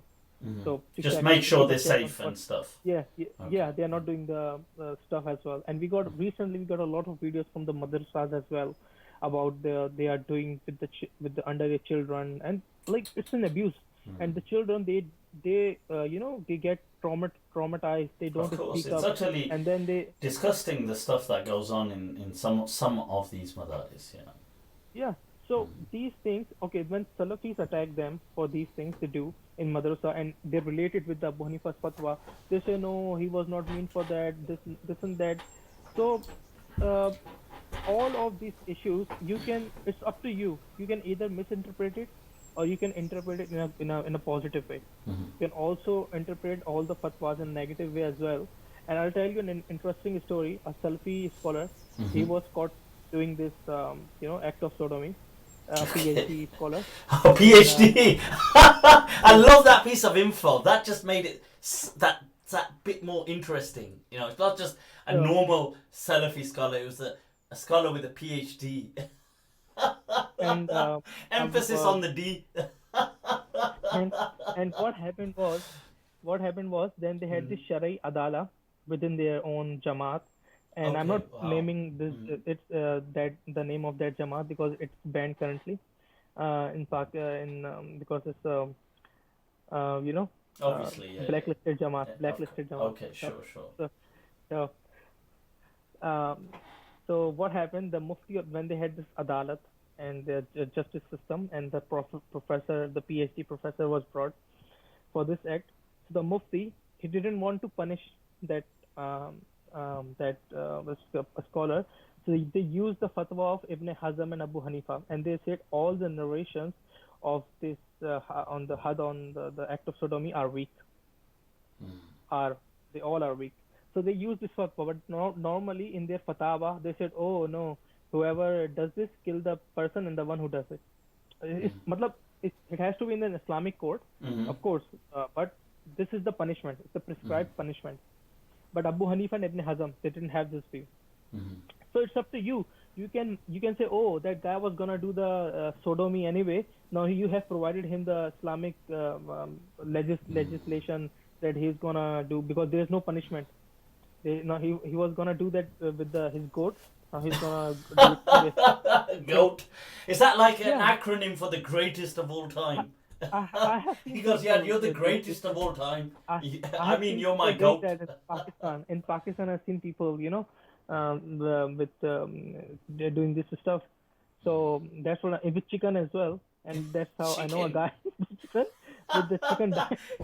Can, I mean, is that even physically possible? I'm just trying to think. Yeah, Now I don't because want to think, but my because with imagination's kind of like. the chicken and the veins and stuff of chicken came out. She died, and that I know a guy with that guy, Oh, and astaghfirullah, they killed the and chicken. Bichara chicken. and, They killed the and bichari chicken. What the? and the guy was that much poor that he has to the shopping bags, the plastic shopping bags. Yeah. They used to wrap around those things because they didn't have money for condoms and stuff like that. They used to use Oh plastic no. shoppers. Ya So, salam. Toba, toba, toba. so, Wow. uh, Wow. so now you're gonna say, oh, he was gonna do with the little chicken anyways. Now you have provided him the fatwa that there is no had on No, it. but the He can question get is away. the question is this, Sheikh. People will ask that, look, is it not better if they do these things with guilt? This is the question.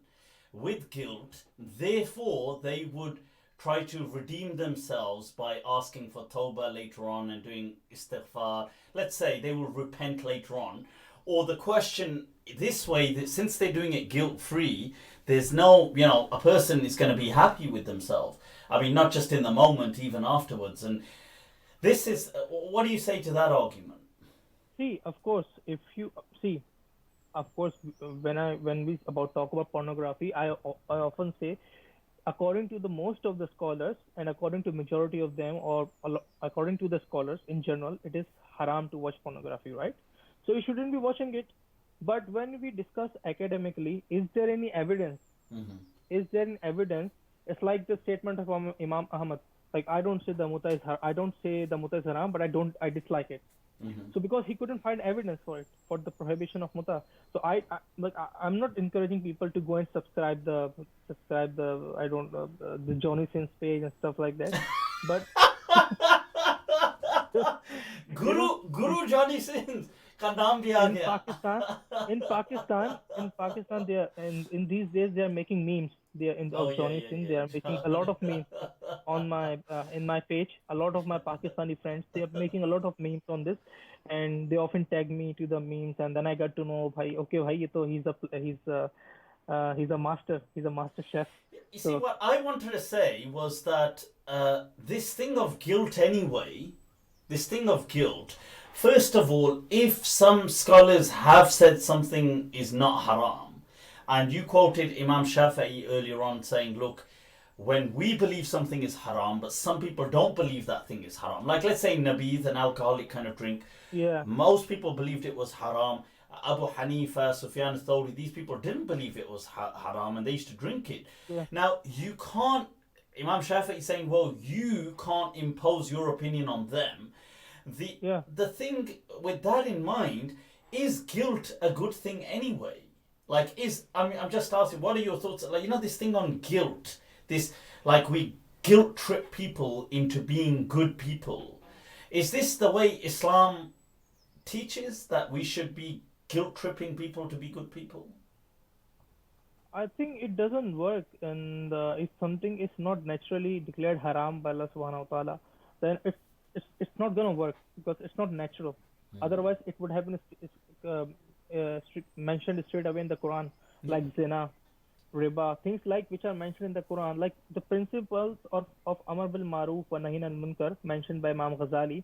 He said, if a Hanafi is drinking nabis or a Shafi is eating a lizard, you cannot go and There you comes cannot go and coronavirus. yeah, you cannot go and rebuke them. You cannot go and denounce them because the enjoining the good and forbidding the evil is done on the things which are uh, prohibited by the nusus, by the Yeah. clear text, not on the things which are differed upon. Not on the fiqh fatawa, the fatawa Yeah, from not the on the scholars. fiqh fatawa, Plus, and I even the I yeah feel that a lot of this guilt thing comes to us from the Judeo-Christian kind of tradition. This Israeli, this thing of like guilt tripping people, making people feel real guilty. I don't personally feel that this guilt is really an Islamic thing. Hence, even the word for guilt within the Arabic language isn't really there. Like they use the word dhanb, which actually means kind of like sin or something, sin, but yeah it's not sin, the yeah same, is it? Because guilt is more like an emotion. This kind of like you have this whole this wearing you down, a sense of full of remorse. I mean, maybe not full of remorse, but so, I mean, I don't know, that's my thoughts. I feel that Catholicism, Judeo Christian kind of tradition, this injects this kind of concept of guilt into Islam, Islamic tea, or the Muslims have pushed it, have extracted it from there. That's what I kind of feel. I don't know how you feel about that, Sheikh. see this when people they have grown up and when they are nurtured on these things from their childhood, Yeah, when they grow up it's not easy to get away with these things, right? A lot yeah, of these practices, like I oppose when the funeral happens and people do lots of weird stuff and they gather upon the families and become a burden on them, and then you have like a family is already in grief, and these people, the neighborhood and the families, they have become kind of burden on them. Now you have to feed them, you have to take care of them, like that's how it's done in Pakistan and India. But at the time of funeral, if you act and if you try to act against these norms of cultural yeah. things, what will happen?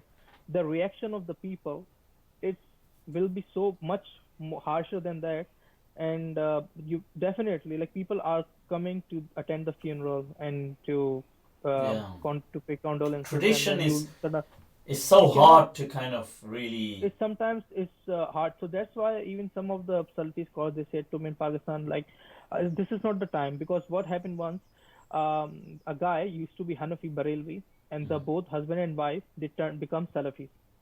or the husband was become the Salafi. So when his father died, they did the chalis for everything, tent and everything what they do. What happened when her father-in-law passed away? His father-in-law, sorry, the father-in-law of the his father-in-law passed away. So he went to his wife and he said that we should not be having chaliswa. We should not be having the satwa and having the tent at Shamiana and people to accommodate them and serve them the food.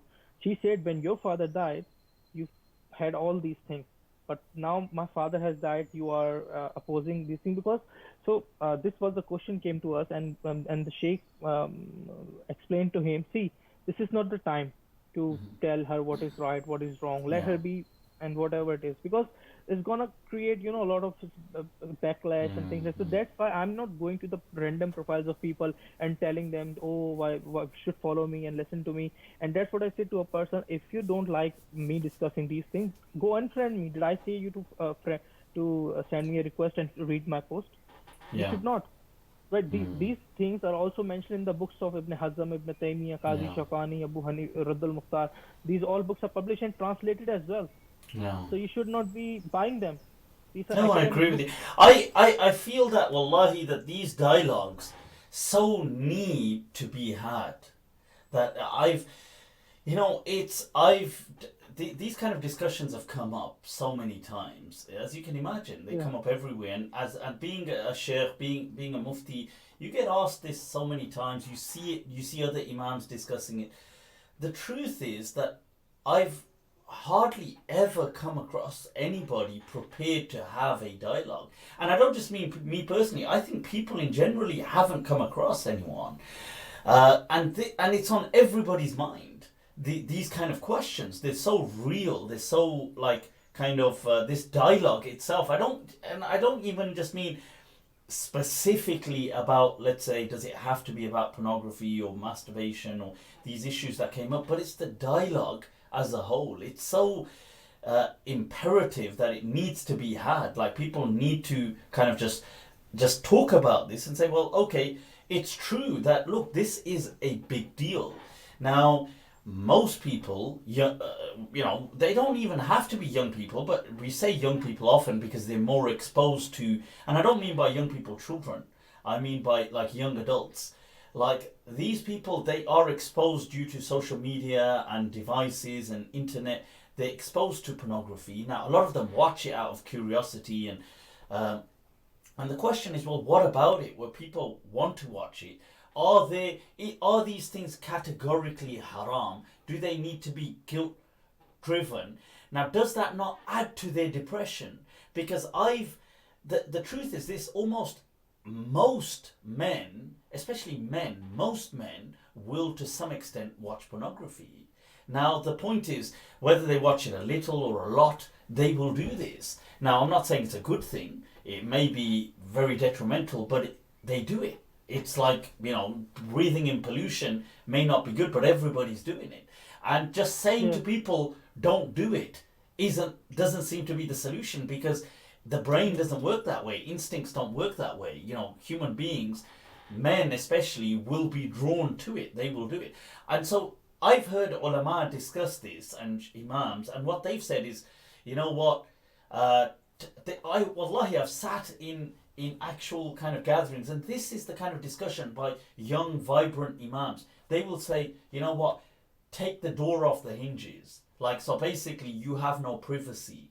And because you have no privacy, you won't be able to watch any pornography, or you won't be able to do this. That's the solution. And I just thought, what an unrealistic solution. Like, that is just, like, sure. how long before this individual snaps as an individual? Initially, when some 15, 20 years ago, when the TV became popular, television in Pakistan, in India, and in Arab countries, they used to have this opinion, oh, television is haram. Then Yeah. suddenly they started saying, okay, you can have television, but you should not have dish. You should not have the channels and things like that, and cable TV and dish TV like that. So, and now they say, oh no, it's all acceptable. And then they went on to the internet. Oh, internet is haram. Then they say, oh no, it's like someone is purchasing. If I'm selling knives, if someone is purchasing a knife from me, it's not forbidden for me or to inquire from every person what he's gonna do with the knife. He can cut vegetables or he can murder someone, right? It's not my headache, and I'm not supposed to or bound to inquire it. It is the work of the authorities or the regulator, like whatever they want to, or the person himself. He can cut his own finger. He cannot stop it. A person can do suicide as well. Like so, we cannot stop someone from doing whatever they want to do. They can do whatever they. People just need to find excuses, right? Yeah. To do And something. I feel because it's so, these things are ubiquitous, I don't see how guilt tripping makes the matter any better. Because people are going to be doing something anyway, and what you're trying to do is just make them feel more and more guilty, which is adding to depression, I feel.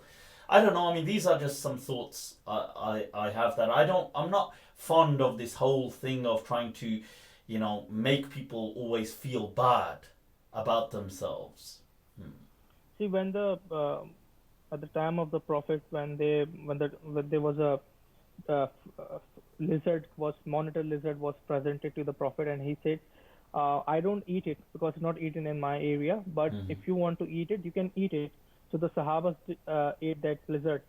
So the point is that some things, some stuff is just culturally, or people don't like it, are not used to of it, so they just kind of avoid it, right?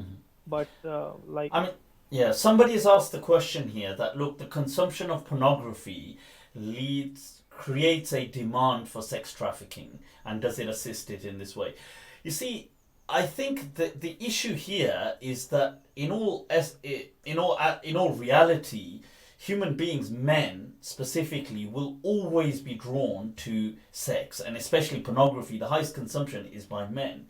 Now, that is going to happen regardless. Now, that's not to say that, let's say, it's a condonement. I'm sure even these industries don't condone the kind of, let's say, atrocities that are going on. But what we're just speaking about here, we're not trying to say, well, this is that's okay, or that even this is good. We're not saying that. But what we're saying is that this is so widespread. Most people are all doing this. They're all, most men are viewing pornography, whether it's a little or a lot. Now, the question is, okay, they're doing it in secret. This is presented to Islamic scholars that is this categorically haram.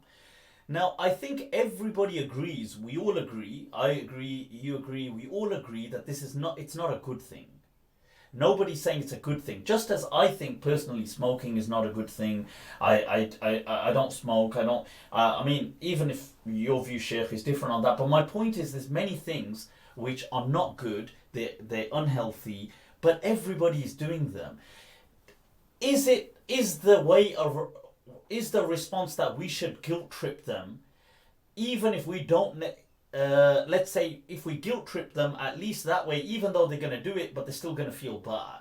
But my point is that, like you've highlighted, that not all ulama have considered these things haram.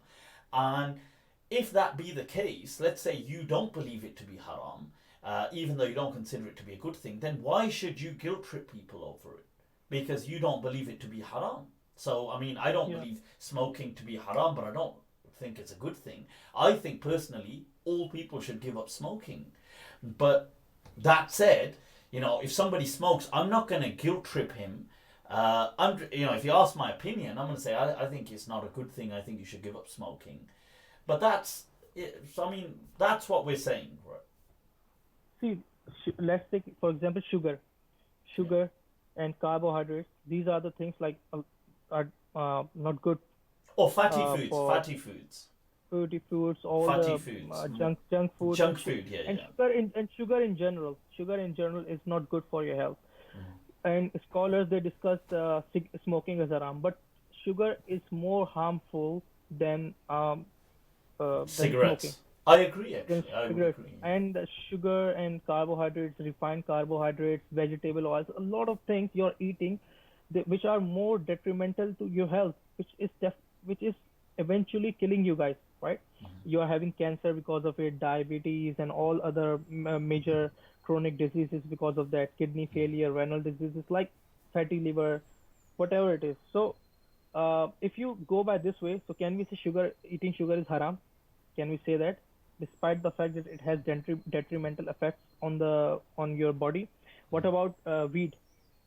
Some states weed is beneficial for some health remedies. Weed is in Uh, cannabis, marijuana. yeah, weed and cannabis, and scholars have said it's halal as well. Scholars have also said it's halal.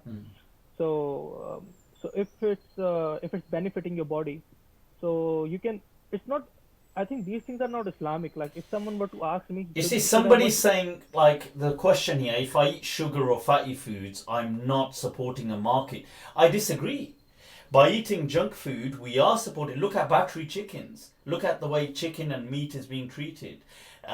That's only existing the way they have these battery farms, the way they have these cow farms, these battery chickens. All these things are these animals. The amount of cruelty that goes on.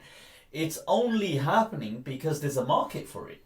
Every time, Yeah, let's not lie to ourselves. Look, I love eating burgers as well. I love the taste of these kind of things, but I'm not going to lie that when I am buying a burger, I too am contributing. I'm a part of that market. But let's face it, the market is going to stay there. It's not going to kind of disappear just because I give up on burgers, because the human instinct for meat is too powerful.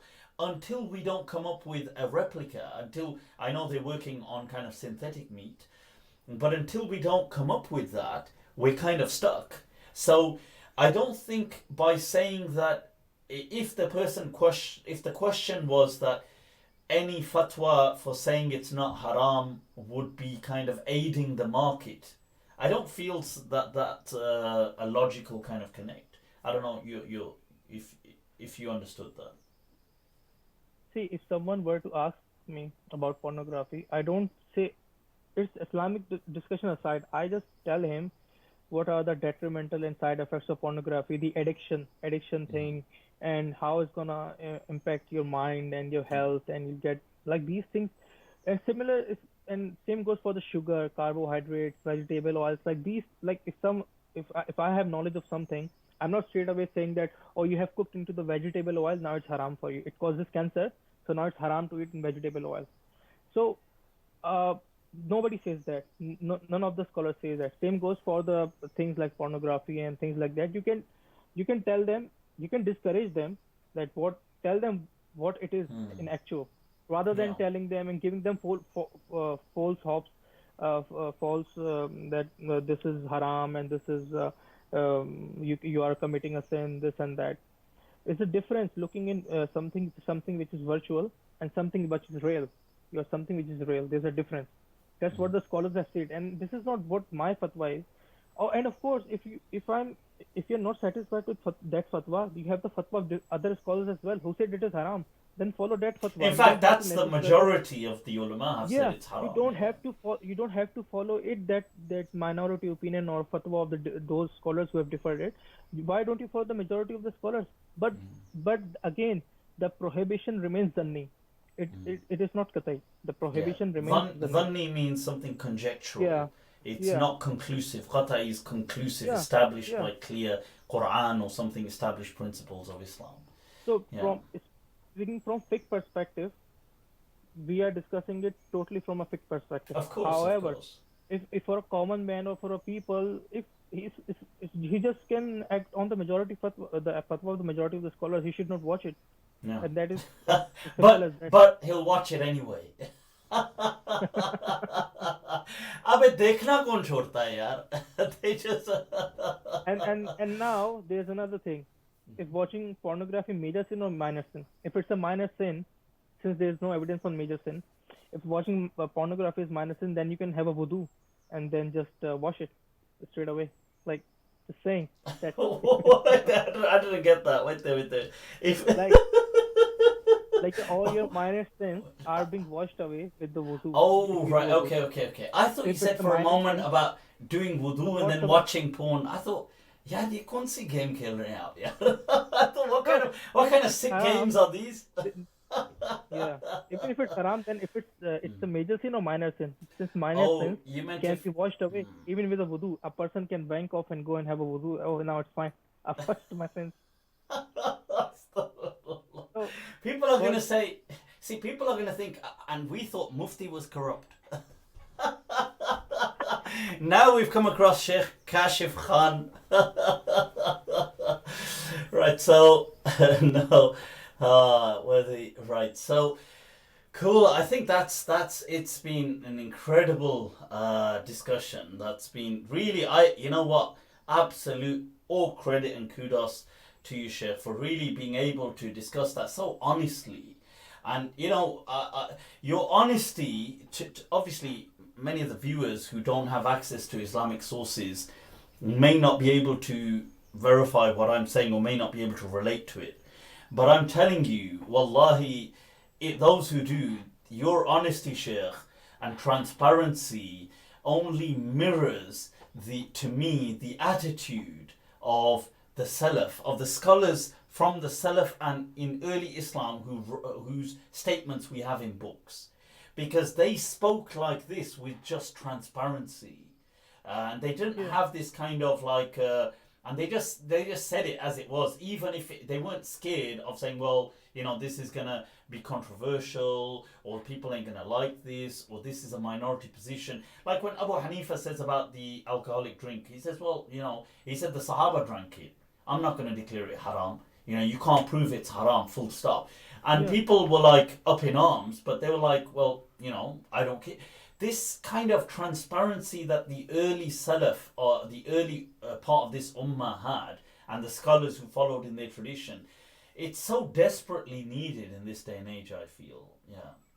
So shukran for that. Are there any kind of wrap up words you'd like to kind of say to people maybe watching this, or who will watch it? If there's something you'd like to maybe wrap up with. No, I'd like to say that if you're really interested, first of all, keep aside your biases Yeah. and your sectarianism, and free your mind and study with sincerity. First, study that thing, study the books, compare it with, and check up with the scholars. And this kind of thinking that you should not sit with that scholar, you should not take from him, you should not take from that. He's deviant, he's that, he's that. This is the kind of mentality which will prevent you from seeking the knowledge. And trust me, there are so many scholars, muftis, and sheikhul hadith I've seen in my life. They are not aware of these things. Why? Because they don't study. Yeah. I am personally telling to you, you can visit You, muftis you, and you can you mean ask. their knowledge is so restricted? Yeah, they are so necessary in both in usul al hadith and usul al fiqh.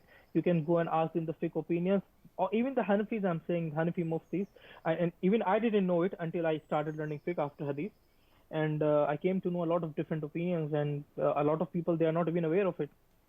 And sometimes they come in person, and they ask me, oh, tell me about this, if you have anything this like that and this like that. But in public they stay away from me. Oh, then there's gonna have a backlash. Why you connected with this deviant? Why you speaking to I him? get that with so many people as well, Sheikh. They will be like, oh, you know what it is, Sheikh, Mufti, I'd love to kind of come on this show with you. I'd love to do this. I'd love to do that. But what it is my followers, I'm going to get a lot of hate. I'm going to get a lot of stick. And it's, I mean, fair enough. Look, I respect them as people. But honestly, I can't help but as a person just despise cowardice. Like, I can't stand cowards. And I've never, and I've always kind of admired kind of courage and bravery. Even when people, they may be totally, maybe you hate their guts for something, but you've got to Yeah, admire that, they have courage. And I've always admired that. And it's the opposite. I've always kind of, I can't stand, I despise kind of cowardice. And I see people, I think, what kind of a life do you live, man? Like, you're so frightened of people yeah, and their opinion. Who cares about people's opinions? yeah. Of course. Uh, we like mashallah, uh, like you are have the mashallah, have your speaking and outstandingly and openly and bringing these issues, discussing it from the fiqh perspective, and, and most of these opinions you are having, and they have the classical precedent. Yeah. So precedence among the scholars. So people they can say whatever they want. They are now, and one incident, you can Imam Waqi ibn Jarrah. He was the greatest hadith scholar. He was not narrating the hadith that when the Prophet died, his heirs begin to begin to what happens after the to the dead body. They decompose, Okay. started to decompose. The ears. So some heirs or something, heirs of his feet, something like Okay, that. He was something. narrating that hadith. So people took up their swords to kill Imam Waqi ibn Jarrah while he was narrating that hadith. And then they ran after him to kill him. Then Sufyan ibn Uyana, Imam Sufyan ibn Yeah. Uyana, he intervened and told to the Qazi to not to kill him. He's a scholar of hadith. So people, Wow. Okay, I've never heard this story, by the way. I've never come across yeah, that. it's in Siyar of Imam al-Sahabi. Okay. And If you kindly do send it to me as well afterwards, please. Yeah. But yeah, sure. Yeah, inshallah. Yeah. So what happened? So they and you know who gave the fatwa of his apostasy in killing? Another scholar. Yeah. Another scholar of his time, Qazi. He gave the fatwa, and I think that Qazi was himself was accused of anything irja or something like that. But that Qazi gave the fatwa to kill Imam Waqi ibn al-Jarrah. Why? Because he was narrating hadith. So common people, they can never comprehend. They like if you tell them something, something even hadith of any salat or wuzu or anything which is common at the time of the Prophet, and they haven't heard of it, they start, they retaliate. And it happened to me a couple of times. The Barelvi I was discussing with, they just tear the copies of Raddul Mukhtar. I was telling them that like how you oppose the Hanfi fiqh and things. When I had a debate with them, with the Dawat Islami guys, they tore up the They copies of just Raddul took your Mukhtar. book and ripped it. Wow. Okay. And during, yeah, ripped it, and he did not let me read. He just ripped the book and kicked us out from their from the stuff, so from their place. So that's what I'm saying. These people do not want people to study and learn. Go if you are sincere, then study from everyone, study every book, and then reach to a conclusion, SubhanAllah. rather than reading with the biases. Not very awesome, incredible words, Sheikh. Shukran, first of all, for these words. Secondly, for like I've already mentioned, for having the courage to be so transparent on such a daunting and controversial topic. And thirdly, shukran for taking, most importantly, for taking your time out, for really honouring us today with this. And Thanks for you. and I'd love to, inshallah, get you on. and- I'd love to get you on here much more as well, inshallah. And we've got to kind of arrange more sessions. Low samaht, inshallah. low samaht, We'll- inshallah. We'll try to spread more fitna and awareness. What's that poem of Ghalib? He says, what is it? वो जो याद भी आते हैं उन्हें तो वो कहते हैं something like आज बज़म में फितना और फसाद नहीं. Guys, you guys have been awesome. We've gone on for quite a while. I can see Julian here has said, "You nutty, you teasing me." Well, people, right, inshallah, if you haven't already subscribed to my channels, do subscribe as always. Shaykh Kashif is on Facebook. If you want to reach out to Shaykh Kashif, what's the best way to reach out to you if they want to reach out to you, Shaykh? Yeah, Facebook is the best way. I have tagged Shaykh Kashif Khan. I've tagged him into my previous. I think I've tagged him into my. Actually, I haven't. No, I forgot to make a post today. But it's Kashif Khan on Facebook. You can find Shaykh and reach out to him. Any issues, any comments, any interesting follow-up questions, let us know. Cool. Other than that, take very good care of yourselves. I'm going to put up my page with all the social media kind of outlets to like and subscribe to. Right, people, till next time. Hasta luego. Assalamu alaikum wa rahmatullahi ta'ala wa barakatuh.